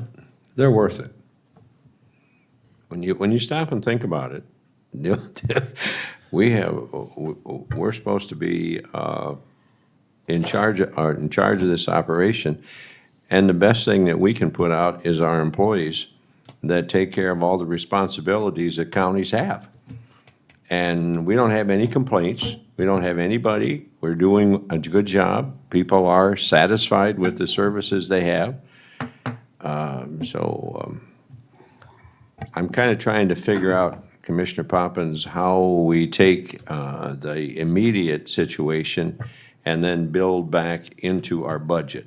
So if we're 17.5%, I don't know what that translates to, but if we took and gave everybody $7,500, then we would build back on the percentage, is what you're talking about. The question I think that we need to look at is the impact and how those are paid for then through our budget.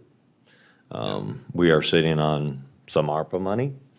We're sitting on some growth. The growth and the CPI was not enough to be a revenue neutral type of a budget. We are sitting on some reserves.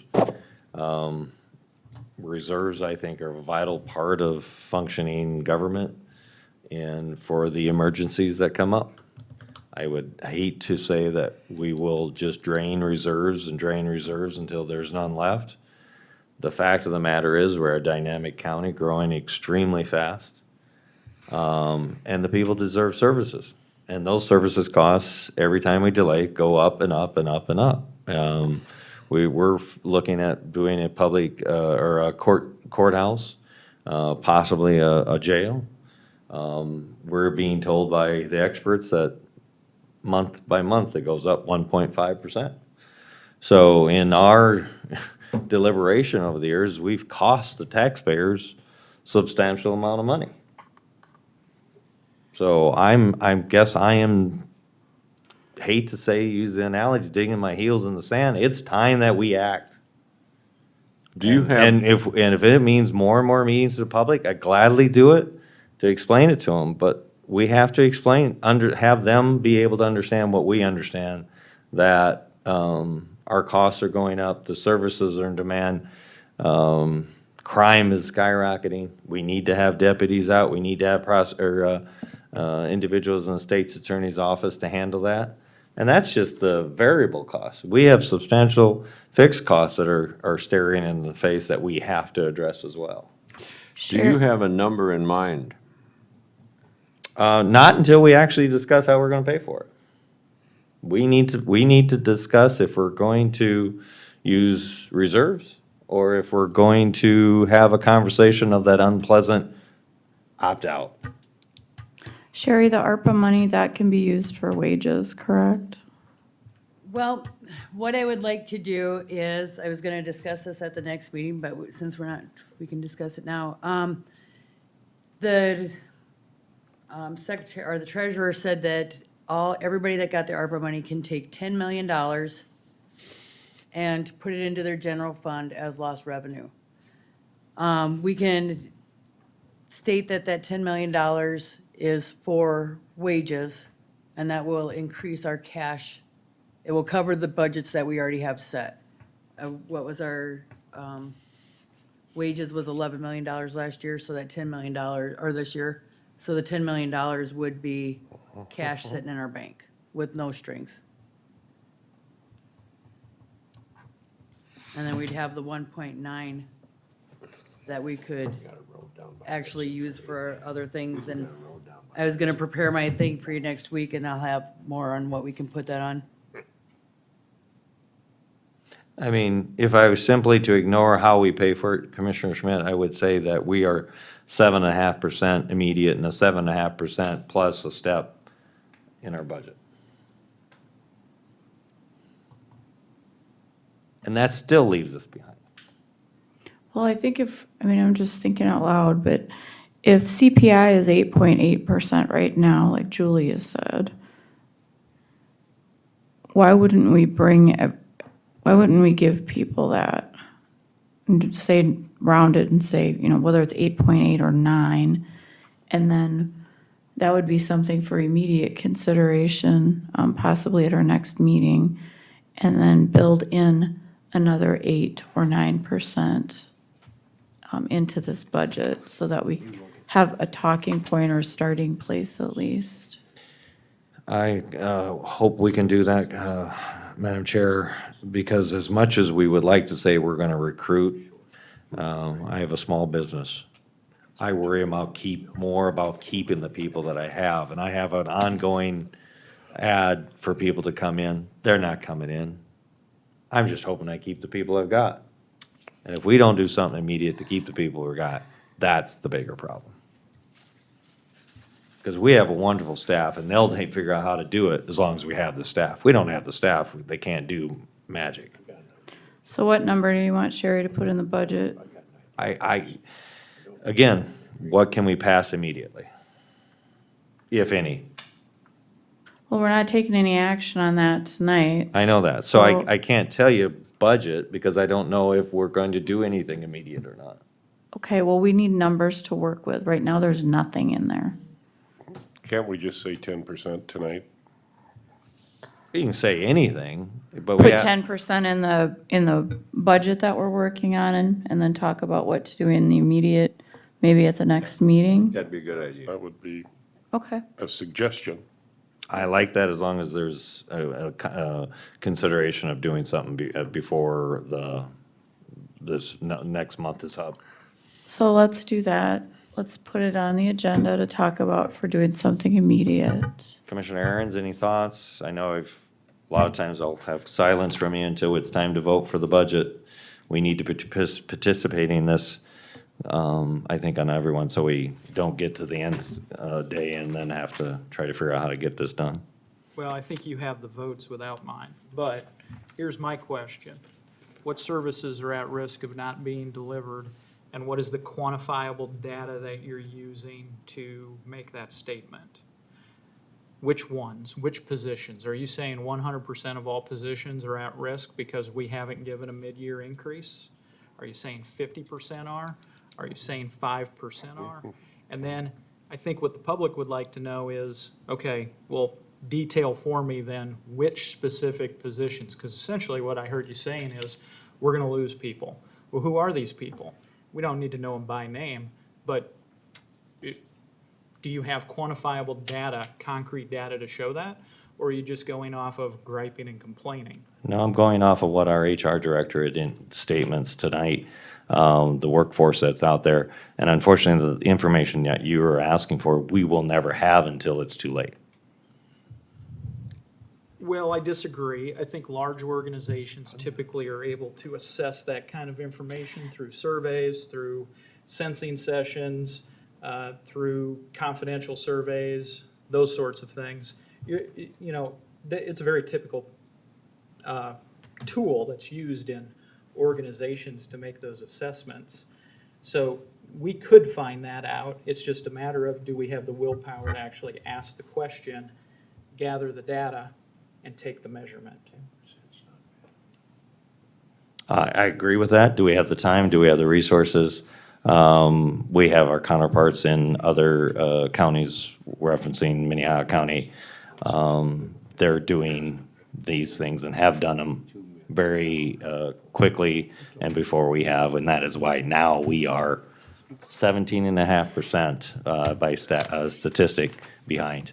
So anybody that would think that we're not at risk when we're 17.5% behind our counterparts, immediate counterparts, I think we have very loyal people that work for us, but I don't think you need any statistics or study that's gonna tell you you're gonna lose people. Well, when somebody just makes a comment without providing the data, in the weeds data, policymakers shouldn't just latch on to bold naked statements and say, yep, thank you for the statement.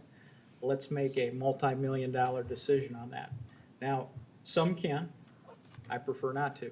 The other issue I have is Minnehaha County is a county of 200,000 people. We're a county of 66,000 people. It's not apples to apples. Do we dip into some of the same hiring pool? Of course we do. We also dip into other hiring pools as well. For example, here in Canton.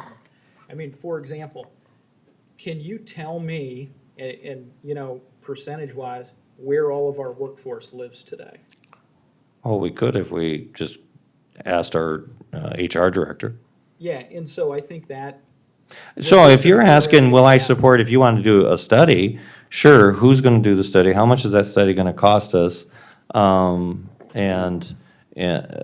how reliable would it be now Yeah. that we know we're 17.5% behind? Any employee watching this meeting is gonna say they're looking.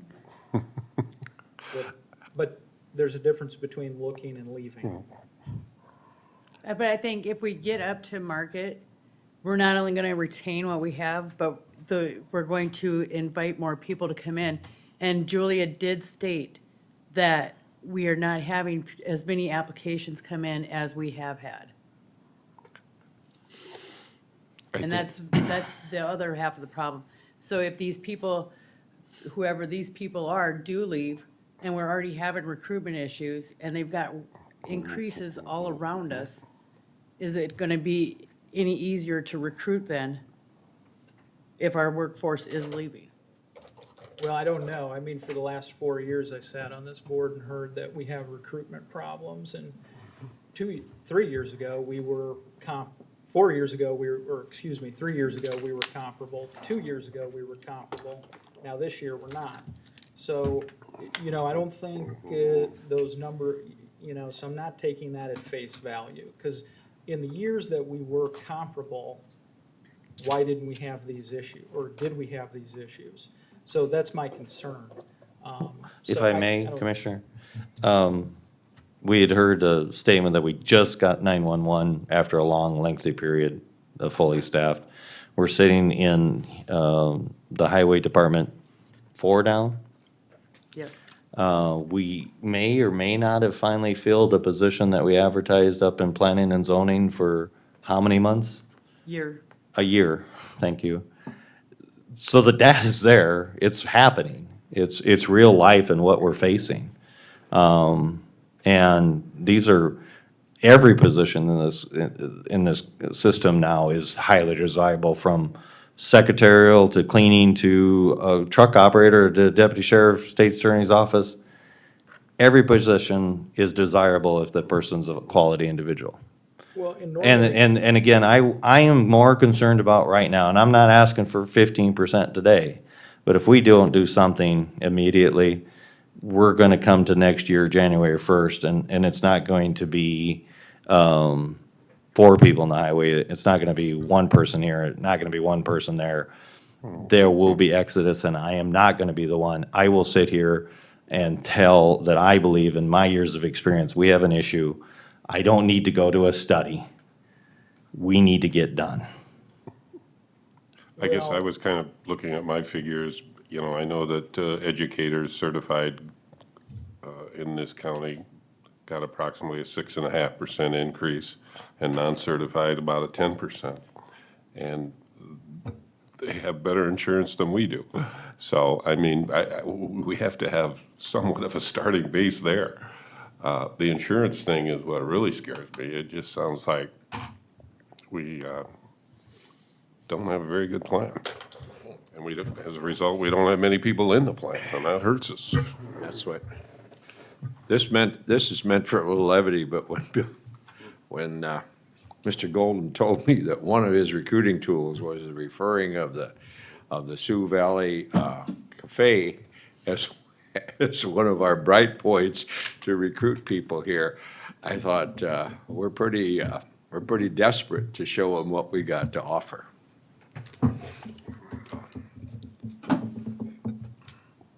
No other, I offer So- a motion to adjourn. Just a second. So what I'll do is I will re-prepare the budget sheets with the 10% and wage increase and a 15% for insurance. I mean, we're not by far done yet, so, Right, we're not married to it, but no. starting point. Yeah, I need something, otherwise I can't do a lot of what I want to do. Okay. Anybody else have any questions, comments? If not, I'd consider a motion to adjourn. I'll offer it again. Thank you. Is there a second? Second, Thank you. Jerry, call the roll. Commissioner Aaron's, yes. Commissioner Poppins? Yes. Commissioner Gibbon? Yes. Commissioner Schmidt? Yes. Commissioner Landine? Yes.